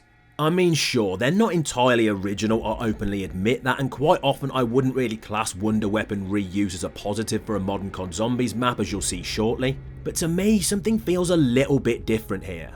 Although there's no doubt that many fans would consider them very similar to the variants available in Alpha Omega, well at least 2 of the 3 upgrades anyway, and of course the base version is also not really anything special. I am however honestly a fan of their implementation into the Shattered Veil, both in terms of their power to take down the undead and also the unique quest processes to get each upgrade. It all starts by completing a really cool set of tasks to get yourself the base variant, including getting hold of a secret code in order to unlock this transparent cell, upon which you have to wipe out a doppelgast and use a severed arm to release the Mark II.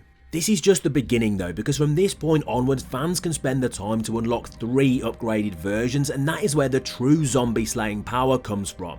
All 3 variants are extremely useful, with one being a blue rapid firing version, which I would say personally is the most impressive and viable as you fly through the rounds. But each has its own perks. The purple shotgun style is incredible for close range and valuable when it comes to surviving in tight confined spaces. And it seems fair to say that the yellow marksman style variant of the ray gun Mark II is probably the most original of those available in the Shattered Veil, once again being extremely strong. Particularly if you're accurate, it can dish out some pretty insane damage with each of its shots. But even outside of their ability to take down the Horde though, the different quests to unlock them are excellent. This is not just 3 different versions of the same quest, they're all massively unique and make you feel like you're accomplishing something big whenever you're getting them done. Finding seeds around Colton Hall and defending them in the greenhouse as you get swarmed by huge hordes of zombies, reflecting lasers in order to activate doppelgas and then sacrificing their souls to a giant statue, and using abominations to electrocute and attack rocks in the garden area. It's not just getting hold of these weapons which is great, it's the missions you have to go on in order to unlock them. Often in a zombies map it doesn't matter how good the wonder weapon is if the process to get it is extremely annoying. But that's really not the case in the Shattered Veil, as it's got the amazing combination of awesome looking, hugely powerful wonder weapons and truly interesting quests to get them, and that's pretty much the perfect scenario. Anyone looking to give themselves a better chance against the Horde could even combine one of these variants with a returning perk that fans have been waiting for nearly 10 years. Double Tap finally made its grand comeback in the Shattered Veil, and not a moment too soon. The first thing I've got to mention is the perk machine looks absolutely phenomenal. Black Ops 6 does an incredible job of this in general, with new perk machine designs being genuinely brilliant, but the updated Double Tap has got to be one of the best ones I've ever seen.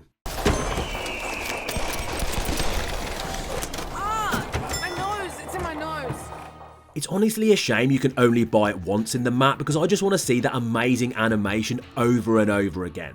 Kinda want to make you take it down to lose your perks just so you can buy it again. Outside of the machine itself though, the perk was a great addition to Black Ops 6, giving players a huge advantage over the undead when it comes to fire rate. It's not all perfect though in some people's eyes, with this of course being much more similar to Double Tap 1.0 than 2.0, doubling fire rate instead of damage. It's not necessarily a bad thing though, as I think a lot of us could agree that Black Ops 6 in general is one of the easier zombies games in the franchise, so giving players automatic double damage for their weapons on top of triple pap and legendary rarity might be a little bit much. And don't forget too, this version of Double Tap has the added advantage of being part of the augment system just like every other perk in the game, so players have the opportunity to customize it to their liking in order to fit their desired playstyle, giving themselves the opportunity for numerous bonuses, including a chance to increase damage and saving ammo.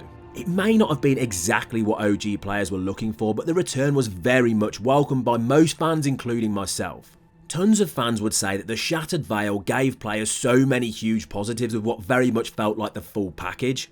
And although that may be very close to the truth, I've got to say it does have a few minor negatives, and sadly we can't just brush those under the carpet.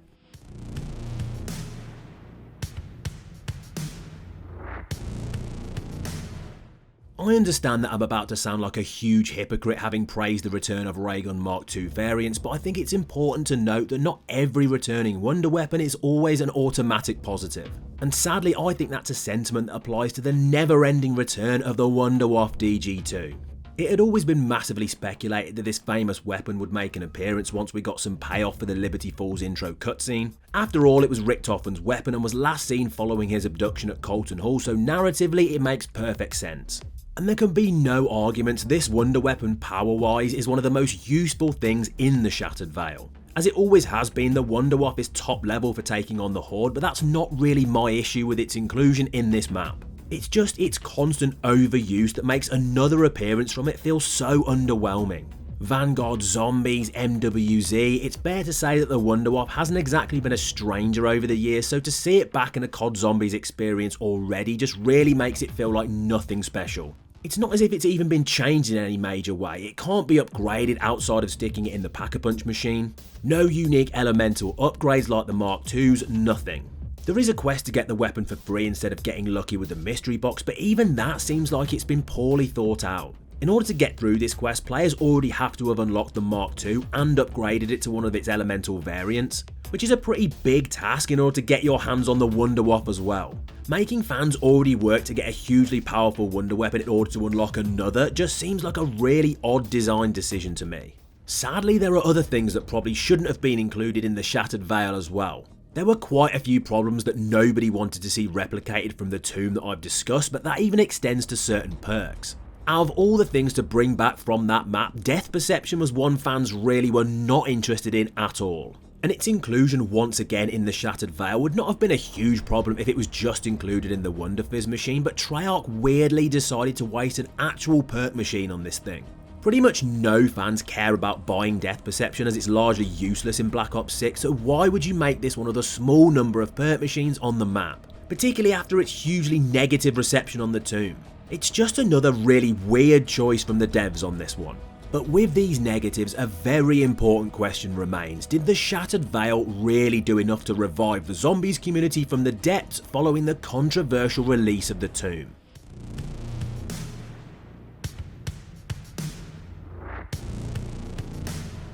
It seems reasonable to say that there was a huge amount riding on the release of the Shattered Veil.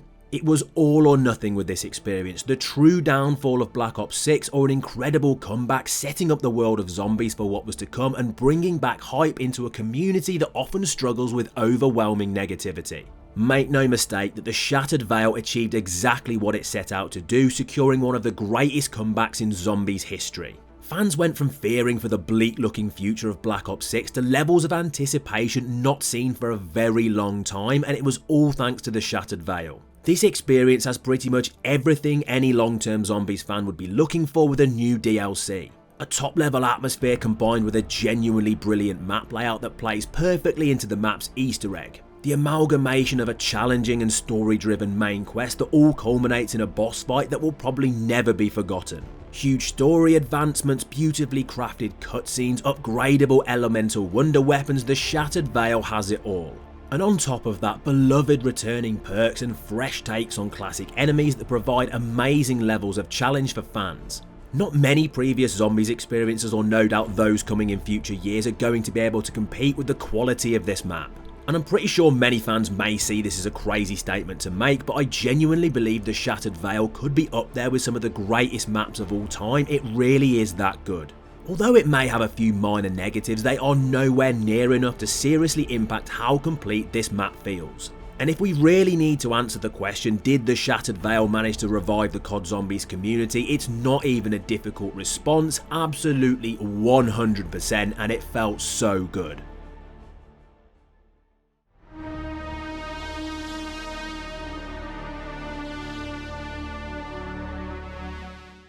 The conclusion to Black Ops 6 Zombies definitely caused huge controversy in the community, angering many fans while simultaneously teasing the future of the whole franchise, but was it all bad?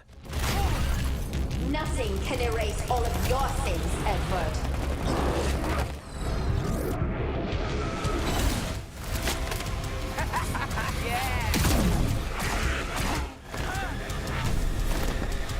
Be advised. Local gravity levels are falling. Flanking you! Here comes uber trouble.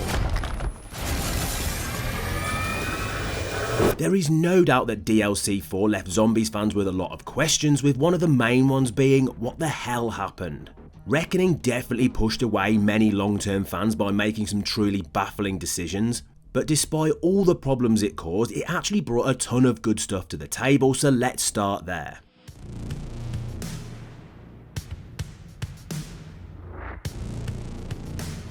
Like so much of Black Ops 6 Zombies, Reckoning sets out its stall atmosphere-wise as soon as you jump into the decaying Janus Towers. This place is in a bad way, and it lets you know that in the best way possible. The destruction is clear for all to see immediately as explosions rattle the lobby area and the flames climb high into the upper levels. Devastation is the order of the day, and the starting room doesn't let you forget that everything is well on its way to falling apart, and it's your job to make sure that doesn't happen. Modern Zombies has absolutely suffered from an overabundance of lab and military based settings, making them feel saturated and far less unique with the more that they were used. And I won't sit here and say that Reckoning doesn't have that feel to it in some areas, as the nearby mutant research area certainly has that Terminus style vibe to it, but fortunately it looks phenomenal, and has the added advantage of being able to creep the player out with numerous famous Black Ops 6 enemies lurking in tanks, keeping you on the edge of your seat. Couple that with Richtofen's family nearby, and although you've not ventured too far into the experience, it really feels like there are big stakes here, which supports the atmosphere of the whole experience brilliantly. And that becomes much clearer when jumping up the opposite ether elevator into quantum computing, as this could well be the coolest area in the entire experience, as high-tech computer terminals are intertwined with overgrowing dark ether plants, creating a genuinely awesome looking play space. One thing that has become evident ever since the birth of the Dark Ether story is that it never has enough, well, Dark Ether. Die Machine, The Tomb and now Reckoning are some of the very small number of experiences to actually feature stuff from that world, and that's really what players want more of. So it's great to get to jump into areas featuring unique aspects of what's lying just beneath the surface. And interestingly, as soon as you gaze upon this dark and disgusting looking area, you'll transition straight into beauty that is the complete antithesis of what you just witnessed. As lying just around the corner is an incredible view stretching out across the lands around Janus Towers, which in some ways seems out of place, but it's really there to remind you exactly how this place was before the zombie apocalypse took hold. Shattered Vale did something very similar, and it worked brilliantly to pull you out of the dire situation you find yourself in before ploughing you straight back into the world of the undead. Unfortunately, each area of the towers have a very different feel to them, with the second having a much more mechanised vibe in the abandoned robot factory sitting among the destroyed ruins of this once strong structure. But it doesn't end there though, with another ether elevator trip bringing the player to an area that, although not as interesting and unique as others, gives players an awesome throwback reference from the Cold War days. As right there in the centre is the casing that holds the Forsaken, who was defeated at the end of DLC 4 years earlier, with him even throwing various quotes at the player when they're in the immediate area.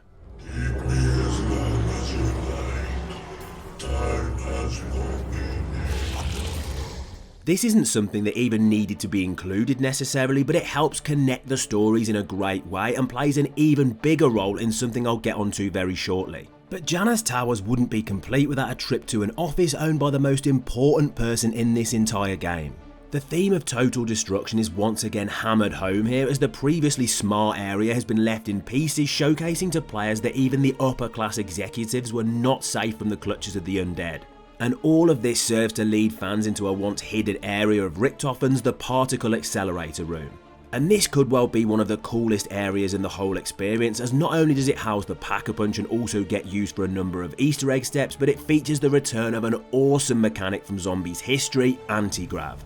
This was previously used in certain maps like Drak and Moon, and it's great to see it back here because my god, there are very few things more satisfying in Reckoning than jumping around like a lunatic and flying over zombies before bombing them into next week. Not only that, but it's another area that holds a unique feel when compared to the rest of the map and serves to set up Janus Towers as a climactic fight against the undead, dangerous AI and reactors in the middle of a meltdown. But through the development of this incredible atmosphere and setting, the map has obviously led you on a journey to the top of the tower, and so there is only really one place to go: down. The verticality feature in Reckoning may not be anything special, but my god is it fun. It offers nothing apart from the ability to descend to certain lower levels a little bit quicker, but it's genuinely entertaining to just dive off a ledge in order to get down there.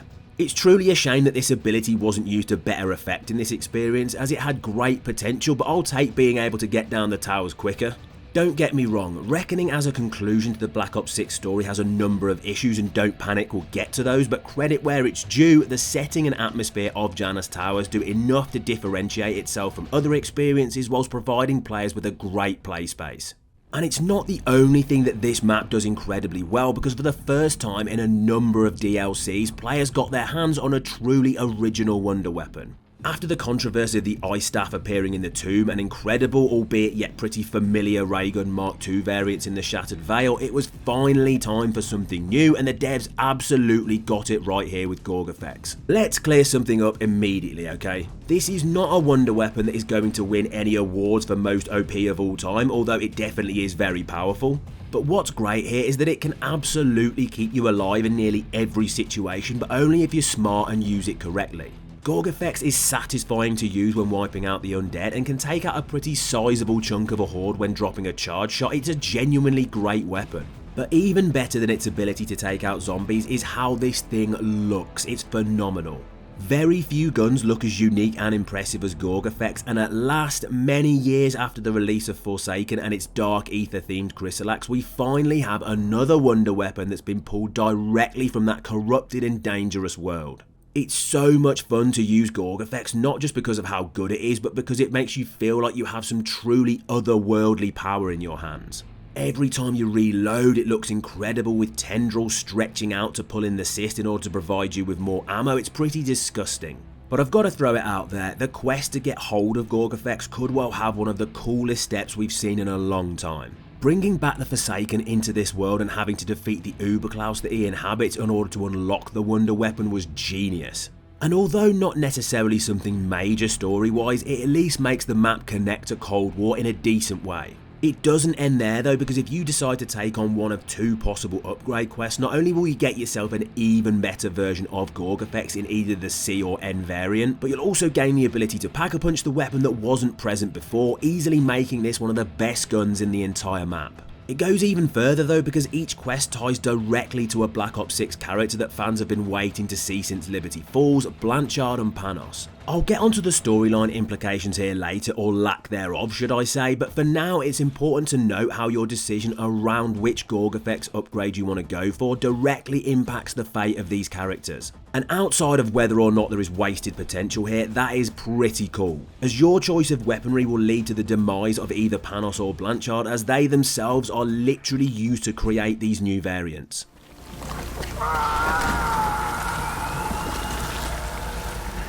Blanchard sure knew how to pitch a fit. I thought he'd never stop screeching.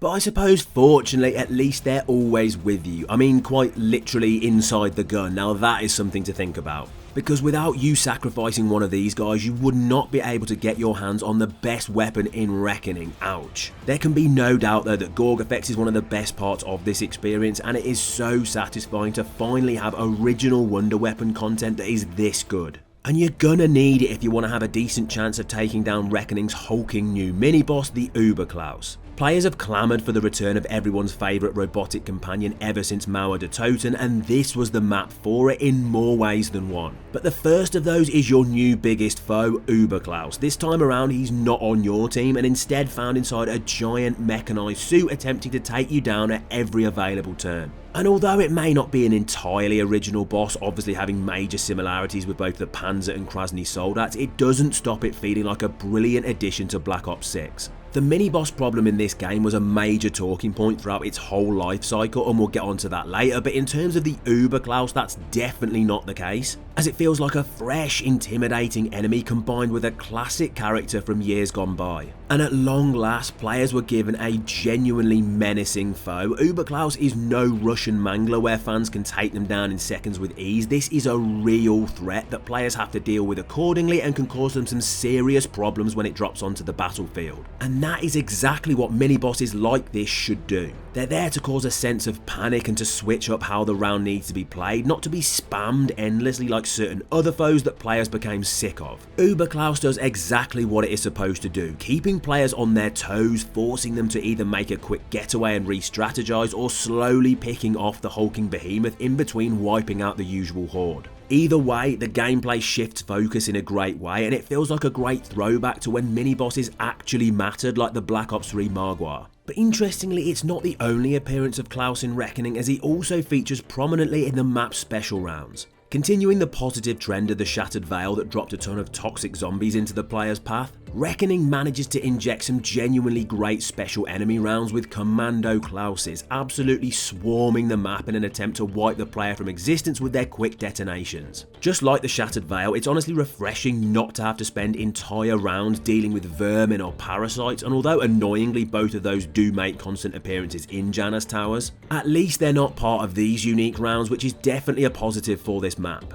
Although dealing with the Commando Klausers is not necessarily incredibly difficult, it can absolutely generate some anxiety for players, as there are tons of these guys and they will not stop until they've achieved their mission, which is obliterating you. They don't really deal huge damage, but they're fast and explode quickly, meaning that if you're not focused they can truly start to knock down your health, causing you a major problem. But the one major positive for the addition of Commando Klausers in Reckoning is that they're new. That may sound like a minor detail, but in the world of modern COD Zombies, that's a big deal. When you're in the middle of a world that likes to constantly reuse enemies and content wherever possible, new mechanics, enemies and gameplay systems need to be praised, and so for that reason alone, there is no doubt in my eyes that these enemies and the rounds they inhabit are a very good thing. But what's even better has got to be DLC 4's Easter egg. After this many years of COD Zombies' main quest, it's not easy to make things feel interesting and worthwhile in this respect. And sadly the devs sometimes get it wrong, I'm looking at you Cold War, but so many times throughout Black Ops 6 the devs at Treyarch have absolutely got it right, and Reckoning is no different. It's an enjoyable, challenging and well thought out main quest with a wide variety of steps that test players' ability in different ways whilst also making total sense narrative wise. Is it the best Easter egg of all time? No, but it's one that myself and many others will definitely go back to play over time because it does way more right than it does wrong. It's filled with interesting tasks for players to take on, such as grabbing samples from a zombie's body in order to transfer the scientist's consciousness into a Russian mangler. This is all your fault. This awesome little segment allows players to get hold of and use a special mangler injection in order to successfully activate a retinal scan. But things go to the next level when the quest requires you to build your own version of Klaus so that he can do some computing for you and help players operate a teleporter in order to get to Tower 3. It feels like a true old school zombies quest, which is not something you can always say for the modern era. The steps make sense and follow a fairly logical format themed around the map that players find themselves in, and this is sometimes an issue that various experiences fall into in terms of their Easter eggs, as they can sadly be totally nonsensical and feel like they're solely there to get players to uncover them as opposed to actually being enjoyable. But like so many Black Ops 6 experiences, main Easter egg quests are something the devs have managed to do very well, even if many would say that they don't come close to replicating the quality of the golden era of BO3. The overall experience of DLC 4 obviously has problems. Many fans would tell you that it's far from perfect, but the main quest in terms of how fun it is to take on is definitely not one of them, and has got to be considered one of the huge positives that this map brings to the table. And it doesn't end there, because it all culminates in a pretty impressive boss fight, or should I say boss fights. Because for the first time ever, fans had the opportunity to take on one of two different encounters depending on who they choose to side with, Richtofen or Sam. Although the fights take place in the same arena on top of Tower 3, fortunately they are very different both in terms of their gameplay and with regards to how challenging they are, with the more comfortable being to jump into battle with everyone's favourite rogue AI. Edward tried to break you, and now I am going to finish the job. Although Sam is the easier of the two fights, she is no pushover, certainly testing the limits of players' boss fight abilities with various different attacks that can obliterate your health if you make a mistake or find yourself suffering from a lack of concentration. The battle is broken up with a number of different trials to continuously make you feel like you're making progress as you whittle down her health. Is this fight on the level of the Black Ops 6 GOATs such as Patient 13 and the Z-Rex? I would say no. And sure, as the culmination of this saga of zombies, it's slightly disappointing, but it does enough to be a decent final conclusion, at least in terms of gameplay anyway. Story-wise, maybe not so much. But comparing it to things like the Sentinel artifact battle in the tomb, it is light years ahead in terms of quality. If you decide to go in the other direction though and side with the maniacal robot instead of everyone's favourite nutbox scientist, you will have to battle Edward Richtofen himself. Ready to attend a family reunion, but since that's been cancelled, I'll just kill you instead. And this is by a very long way the harder of the two boss fights, with many players having serious problems completing it on solo. To say that in the world of zombies we actually got to have a genuine climactic DLC 4 fight with Eddie is pretty insane to think about. If you threw things back to the zombies days before 2020, that would have seemed impossible. There is one downside though, and that is that the first part of the fight merely feels like you're going up against a more overpowered Uberklaus whilst fighting off constant exploding robots. It doesn't feel massively unique, sadly. However, once you manage to get through that part, the battle really comes into its own and feels like something much more important. Richtofen takes to the skies in a jetpack armed with his trusty Wunderwaffe, and this is why this battle is honestly brilliant, as it just feels like his truly last ditch attempt to use his wit and his wonder weapon in order to succeed and save his family. But no matter which side you choose to go with, you get to wrap up the experience with a pretty strong boss fight, and considering Treyarch's record with DLC 4 final encounters, I think that's all we can really ask for. And so fortunately, one of the most important parts of any modern zombies experience holds up very well here, but it's not just the major aspects of the map which are strong, as even more minor mechanics are also enjoyable in Reckoning. Let's be honest, what's the main reason for using traps in COD Zombies? It's generally a high round strategy or part of an Easter egg quest, right? Because they're sadly just generally not very exciting. Well, things are a little bit different in DLC 4.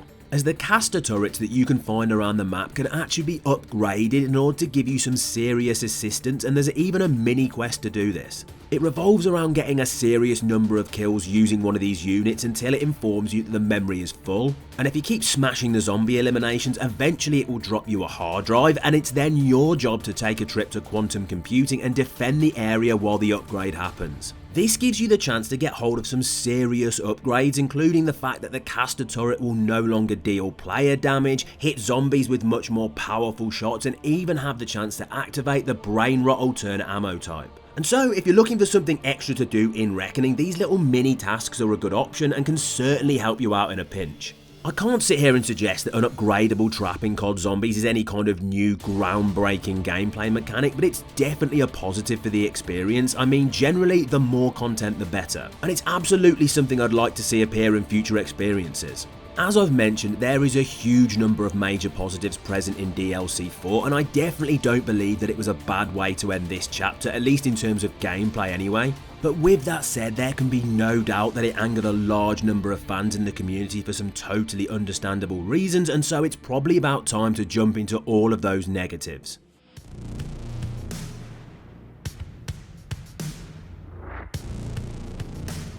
There's only really one place to start when it comes to the bad aspects of Reckoning, and that has got to be the story. There is no doubt that after what many considered a really strong start narrative-wise with launch maps Terminus and Liberty Falls, and a solid expansion lore-wise with Citadel Day More, things unfortunately hit a huge bump in the road with the Tomb, and community resentment began to peak. There was a light at the end of the tunnel though, as once the Shattered Veil arrived, fans were delighted to get their hands on some of the best story content the game had to offer, setting up some pretty high expectations as Reckoning approached. The first major issue in this respect was that the break between DLC 3 and 4 was pretty extensive, at least compared to other content drops, only meaning that expectations in terms of a strong narrative wrap-up were even higher in the community. The second problem is that what was provided for fans story-wise in this experience just simply did not cut it. It's a tale as old as time when it comes to Treyarch's DLC 4 storytelling. It sadly always leaves fans with more questions than answers, and not in a good way. There were sadly no major story revelations in Reckoning when it came to the narrative of Black Ops 6, it was just very by the numbers. Essentially exactly what you would expect when it comes to dealing with Sam in the canon ending. She was defeated and Richtofen got his family back, or at least a version of them anyway. Along the way though, fans would learn of some pretty disappointing story details, with one of the major ones being that it turns out all along the real Samantha Maxis is already dead and has been since Forsaken. And so essentially the Sam AI was all that was left of her. Not only is this a very underwhelming discovery, but it's just randomly revealed to players through throwaway voice lines, making it almost seem as if it's unimportant information, which is a pretty hefty slap in the face for anyone expecting a grand triumphant return for this character. And I hate to break it to you for anyone who's got hold of the non-canon ending and was under the impression that this leads to the return of Maxis from the Dark Ether, it's actually not the case and you may be mistaken. This is in fact a Sam AI getting her own human body and not in any way a return of the classic character, but this isn't really made massively clear to the player, and some voice lines would definitely have helped cement the actual facts here for people who don't really follow the story that closely, and so I suppose this is sadly just another storytelling issue. And so yeah, the real Samantha Maxis is just completely gone, and we're just supposed to accept that as if it means nothing. I'm not entirely sure what response Treyarch was expecting from the fanbase here, but quite clearly it was just going to lead to massive disappointment. There's also no real explanation for the actions of Pericles Panos and no reveal with regards to who he was working for. Fans had high hopes for this character after the ending of Liberty Falls, and outside of his life essence being taken for a wonder weapon upgrade, which although cool offers no kind of satisfying conclusion for the character. Many suspected his allegiances would have ties to the ending of Modern Warfare Zombies and details surrounding Ava Jansen. But again, players were given no information here and were also provided with no kind of wrap up for why the Requiem team are seen to be dead in MWZ. It's just sadly loose end after loose end, with fans just expected to wait and hope that they'll be given answers in the future. And no doubt after the reveal of Black Ops 7 that will happen, as the two are obviously linked very closely, but in terms of BO6 they were essentially just told, nah, you gotta wait. And realistically that's just not enough these days. Devs can't expect to repeatedly dangle that carrot in front of players but never allow them to get it, which is unfortunately something that Treyarch has a history of. And this total lack of narrative wrap-up just felt even more disappointing to many fans when both sides of the ending concluded in a pretty mind-blowing reveal that, although hugely interesting for the future, has only served to frustrate some players even more. Welcome to the party. And so just like that, our OG crew are apparently back, and don't get me wrong, it's extremely cool and I'm hyped to see whatever version of them this is, but where is the build up to the reveal? It's nowhere, they're just there, and fans are supposed to accept that with no detail. Many described it as nostalgia bait and merely a tactic to get fans to commit to the future of the franchise, which seems understandable. And for this reason, it tore the community down the middle, splitting those who have wanted to see these characters again for many years on one side, verbally battling against those who see it as nothing more than a long-term marketing tactic.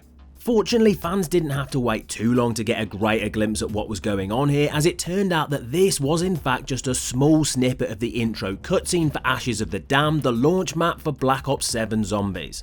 And while that cinematic looked absolutely phenomenal, it kind of provided pretty heavy support to members of the community that suggested this ending was merely baiting people into buying the next game.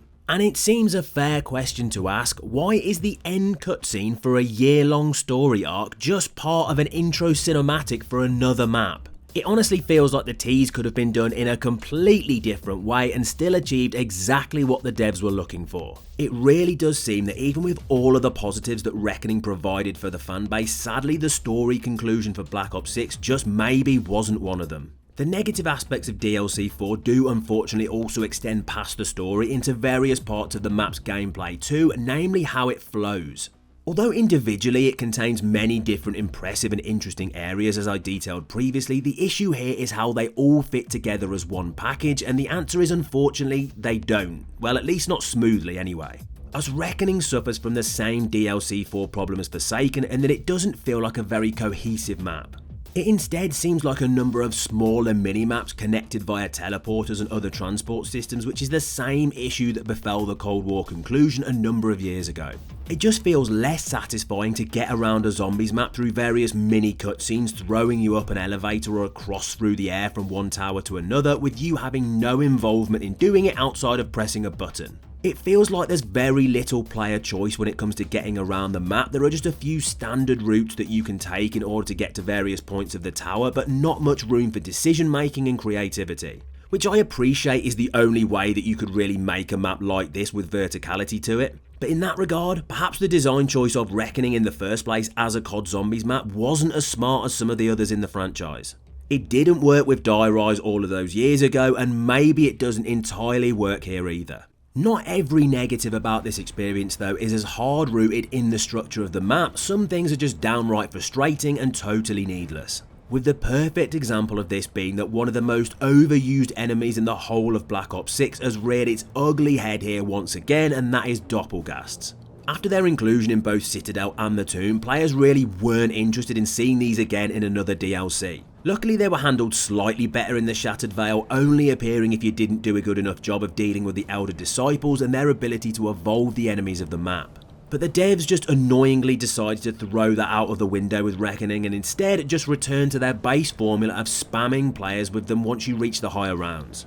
And it's not that it necessarily causes a huge issue for players, it's just that it's annoying and 100% not needed. Fans are already dealing with fairly frequent Uber Klaus arrivals who really works well as a mini-boss, and Doppelgas just don't need to show up here. If the player has an upgraded Gorg effects, they're not even an issue anyway and die pretty rapidly, so in that respect, why even bother adding them? There's no real reason for it other than to just frustrate players and perhaps make some less experienced fans feel like things are becoming more challenging as they progress further.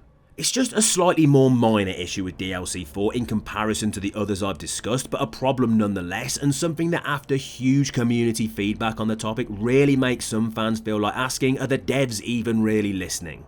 And that sentiment certainly felt like it applied to one of the strangest decisions in the whole of Black Ops 6. As there was one major piece of content that wasn't added in with the release of Reckoning and was instead held back to be released weeks later, and that was the Mr. Peaks field upgrade. And this may not seem like a huge deal, I mean a new field upgrade not dropping as soon as the map did isn't the end of the world, but the issue here is that Treyarch had decided to lock an in-game side Easter egg behind the use of Mr. Peaks, and the community was understandably not happy. Prior to the release of the brand new feature, certain players had managed to force this creepy little rabbit into the game before it was officially available, and it led them to uncover the fact that Treyarch had included a side Easter egg in Reckoning that would allow fans to get hold of the well-known Ether Blade from Modern Warfare Zombies. It simply involved getting hold of a few paintings and returning them to Richtofen's office before buying an RC car and exploding it right next to the Forsaken's containment chamber in order to break a crystal. After smashing a load more of these things, you could get hold of the safe key, and here comes the controversial part. You couldn't actually get into the safe without using the Mr. Peaks field upgrade. So getting the weapon was purposely locked behind something that had not even been released, and it did not go down well with the community.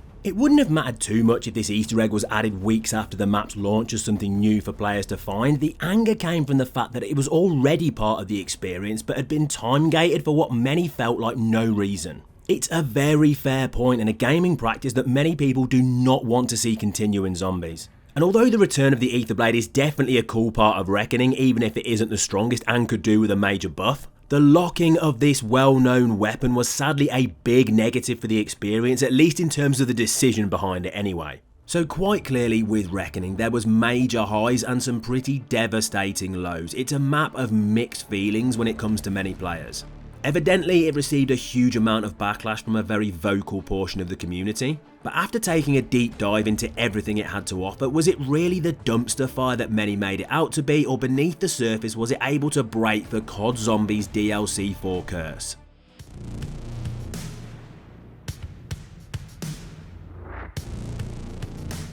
Revelations, Tag de Toten, Forsaken. It seems pretty clear when mentioning all of these maps that for a long time Treyarch has had a real problem wrapping up their DLC seasons in a satisfying way, at least when talking about both story and gameplay in combination with each other. So does Reckoning manage to tie both of these together well in order to provide a satisfying conclusion? Honestly, no. Annoyingly, it got some major things wrong, with the most unforgivable being its weak narrative choices or total lack of them in some instances. The decisions around how this chapter of the story was wrapped up in Black Ops 6 was honestly pretty baffling and provided very little satisfaction for many fans, with it feeling much more like a purposeful cliffhanger and tease for the future than an experience that provided genuine enjoyment, at least narrative wise anyway. Fortunately, the major area that it did incredibly well in is numerous aspects of its gameplay. Don't get me wrong, it's not perfect, but when it comes to mechanics, weapons and features, it did way more right than it did wrong. Its Wonder Weapon Gorg effects is fantastic and feels like it's been ripped straight from the Dark Ether itself. Its cast of enemies feel fresh, interesting and intimidating, and do a very good job of offering players a genuine challenge on top of the round by round zombie slaying gameplay.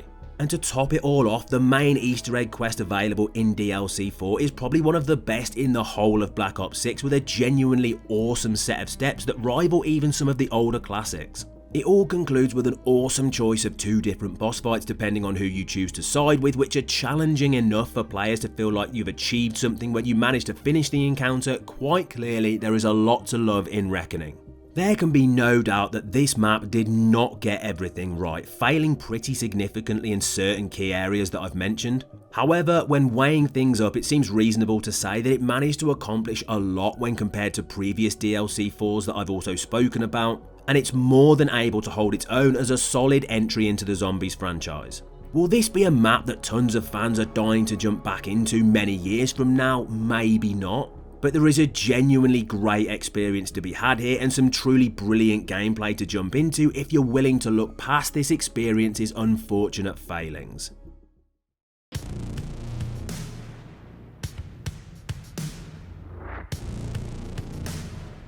And so that is every single piece of Zombies content available to fans as part of Black Ops 6, but I suppose the real question is just how good was it all? There's no doubt that the game had huge ups and downs throughout its life cycle and the quality of its experiences varied massively. And I suppose the only way to decide which was the greatest is by ranking every single one of them from worst to best. No huge surprise here, as there's no doubt in my mind that the weakest content on offer map-wise in Black Ops 6 had to be the Tomb. Now, I'm definitely not one of those pure DLC 2 haters who think it was a complete abomination, no pun intended, but I do think it was sadly quite underwhelming and really didn't match up quality-wise to all of the other content in the game. The Tomb unfortunately very much felt like the literal definition of reusing content. The Ice Staff from Origins was back for some reason. Doppelgas returned from Citadel Day More along with mimics from Cold War. It just really felt like there was next to nothing new about this experience. And to top it all off, the map itself was very small, the Easter egg barely had any steps, and the boss fight against the Sentinel artifact, although not outright terrible, was just really not up to the standard of what had come before it, like Patient 13. I don't think it would be fair to say the map is genuinely awful, but it didn't match up to any other DLC in the game and was by far the weakest content on offer. Quite clearly, it was a map designed to appeal to the more casual player base, and that is something that 100% also applied to Liberty Falls. On launch, it was pretty obvious that this was the more simple of the two maps available by a very long way. It was designed to provide a much more easy experience for fans just wanting to jump in and slay some zombies. Sure, it had a wonder weapon quest and main Easter egg, although they were fairly simple. And for that reason, it kind of mirrored Terminus pretty well, with that being way more complicated and Liberty Falls being much more about classic survival. And that resulted in it supposedly ending up as the most played Zombies map of all time. Even with this said though, as I'm someone who's played this game mode since the very beginning with World at War Knocked, the map could be good to chill out in and have a decent time facing the Horde, but for me, it's not something I'd rate massively highly. I look for more complex experiences with in-depth quests and challenging gameplay, and that just wasn't on offer here. So certainly not a bad map, but compared to the rest of the content in Black Ops 6 we're about to talk about, it just couldn't compete. And one experience that it wasn't able to match up to was DLC 4 Reckoning. The map may have received a lot of backlash from the community for varying reasons that I've already mentioned, but it seems unfair to suggest that it was anything other than a really enjoyable experience, at least gameplay wise anyway. It had a lot of content that felt totally fresh and unique, which is sadly not something we could say about the two previous maps we've just touched on. It had a fantastic Easter egg, great looking enemies, and a double boss fight to wrap things up. As far as in-game mechanics go, there isn't a huge amount more that's needed to create top level content in my opinion. It may not be perfect and probably won't go down in Zombies history as one of the all-time greats, but Reckoning was a solid way to end the Black Ops 6 season and definitely deserved more praise from fans. Who knows, maybe years down the line the community may even look back on this experience with a slightly more positive outlook, as they often tend to do. But a map that was considered pretty impressive straight out of the gate is Citadel Day More. Okay, it's certainly no Horizon Drac 2.0, let's just get that straight, but as far as experiences in the modern era go, this was a very strong one. It really did have pretty much everything fans are looking for when it comes to COD Zombies. Elemental wonder weapons, impressive story details weaved throughout its Easter egg, an awesome final encounter, and at the time an enemy that was new to the game and really brought new danger to the map. It's just a shame that the Doppelgast ended up being massively overused later down the line, because at the time it seemed brilliant. But even with that said, there's no doubt that Citadel is a map that fans will be returning to years later, as it manages to combine the better parts of modern zombies with some of the best things from the old school days. In many ways, it felt like a throwback to a more popular time in the world of zombies, and for that reason it's got to be considered a strong entry into the Black Ops 6 Zombies catalogue. Maybe it's not quite as strong though as Terminus, because this is how you drop a launch map for a brand new game. It really did have everything fans were looking for from a more complicated Zombies experience, and it stood out for all the right reasons when compared to Liberty Falls. Although it may not have reached the dizzying heights of things like Shadows of Evil, Terminus definitely managed to cement itself as a truly brilliant Day 1 Zombies experience.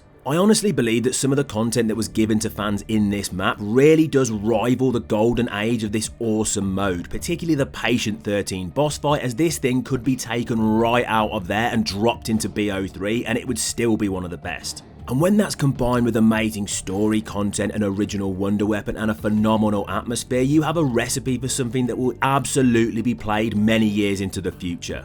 There are very few ways that Terminus really could be improved, it's that impressive, which is why in many people's eyes it's the strongest experience in Black Ops 6, but not in my opinion, as that award has to go to the Shattered Veil. The arrival of DLC 3 managed to bring back Black Ops 6 from a very negative place in terms of community opinion following the Tomb, because it was a map that truly felt like all the best parts of what Zombies has to offer. Even the use of the Raygun Mark II with some interesting variants or a slightly newer version of the Disciples wasn't enough to derail just how good the Shattered Veil was. The atmosphere and setting was the best the game had to offer, the story finally felt like it mattered even if Reckoning would sadly not provide the payoff it really deserved, and the Z-Rex final fight is no doubt going to be remembered for a very long time as something that once seemed like a fever dream but actually turned into a reality in this incredible DLC. Shattered Veil is such an amazing Zombies map that although it probably wouldn't be considered in most people's top 5 experiences, I actually think it shouldn't be too far from that conversation.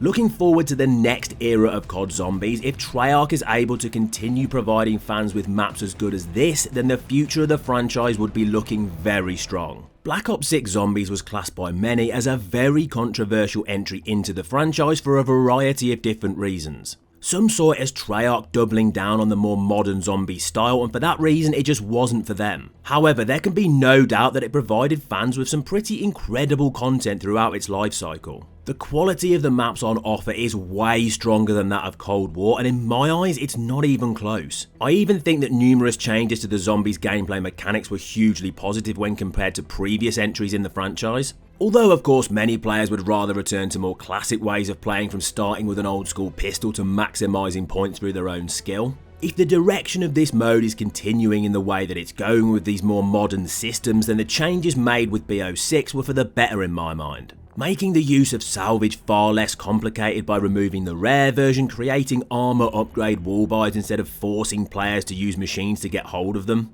and bringing a manual plating up system to round-based zombies were all things that I believe made the overall gameplay of Black Ops 6 a more enjoyable experience than other titles released over the past few years. Couple that with the fact that finally, after many years, we actually had a dedicated Zombies crew again, and although they were far from perfect, it was definitely a step in the right direction. But the most important thing that BO6 did incredibly well was simply giving players Zombies maps that were enjoyable and had great replayability. It seems like these more modern gameplay systems aren't going anywhere, and as we all still want to be able to enjoy the experience of Zombies, in my opinion it's time to start celebrating the positives when they happen, particularly in terms of actual maps. As that was Black Ops 6's biggest success. It may have reused content throughout its run in a way that frustrated many people, including myself, but I don't feel like it was enough to truly damage the experience. And 4 out of the 6 maps players were given were genuinely very strong, with a couple being up there with some of the best ever.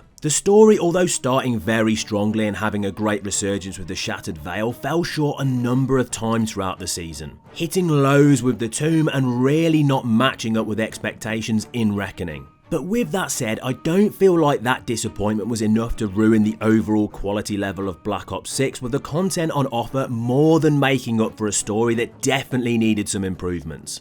There is a lot for the devs to take on board from the community as things morph into the future of the mode, but for now, looking back on Black Ops 6 Zombies as a full package, I actually think Treyarch did a brilliant job in general, and I would say this is the best overall Zombies experience that fans have gotten since the golden age that many would say ended with Black Ops 4.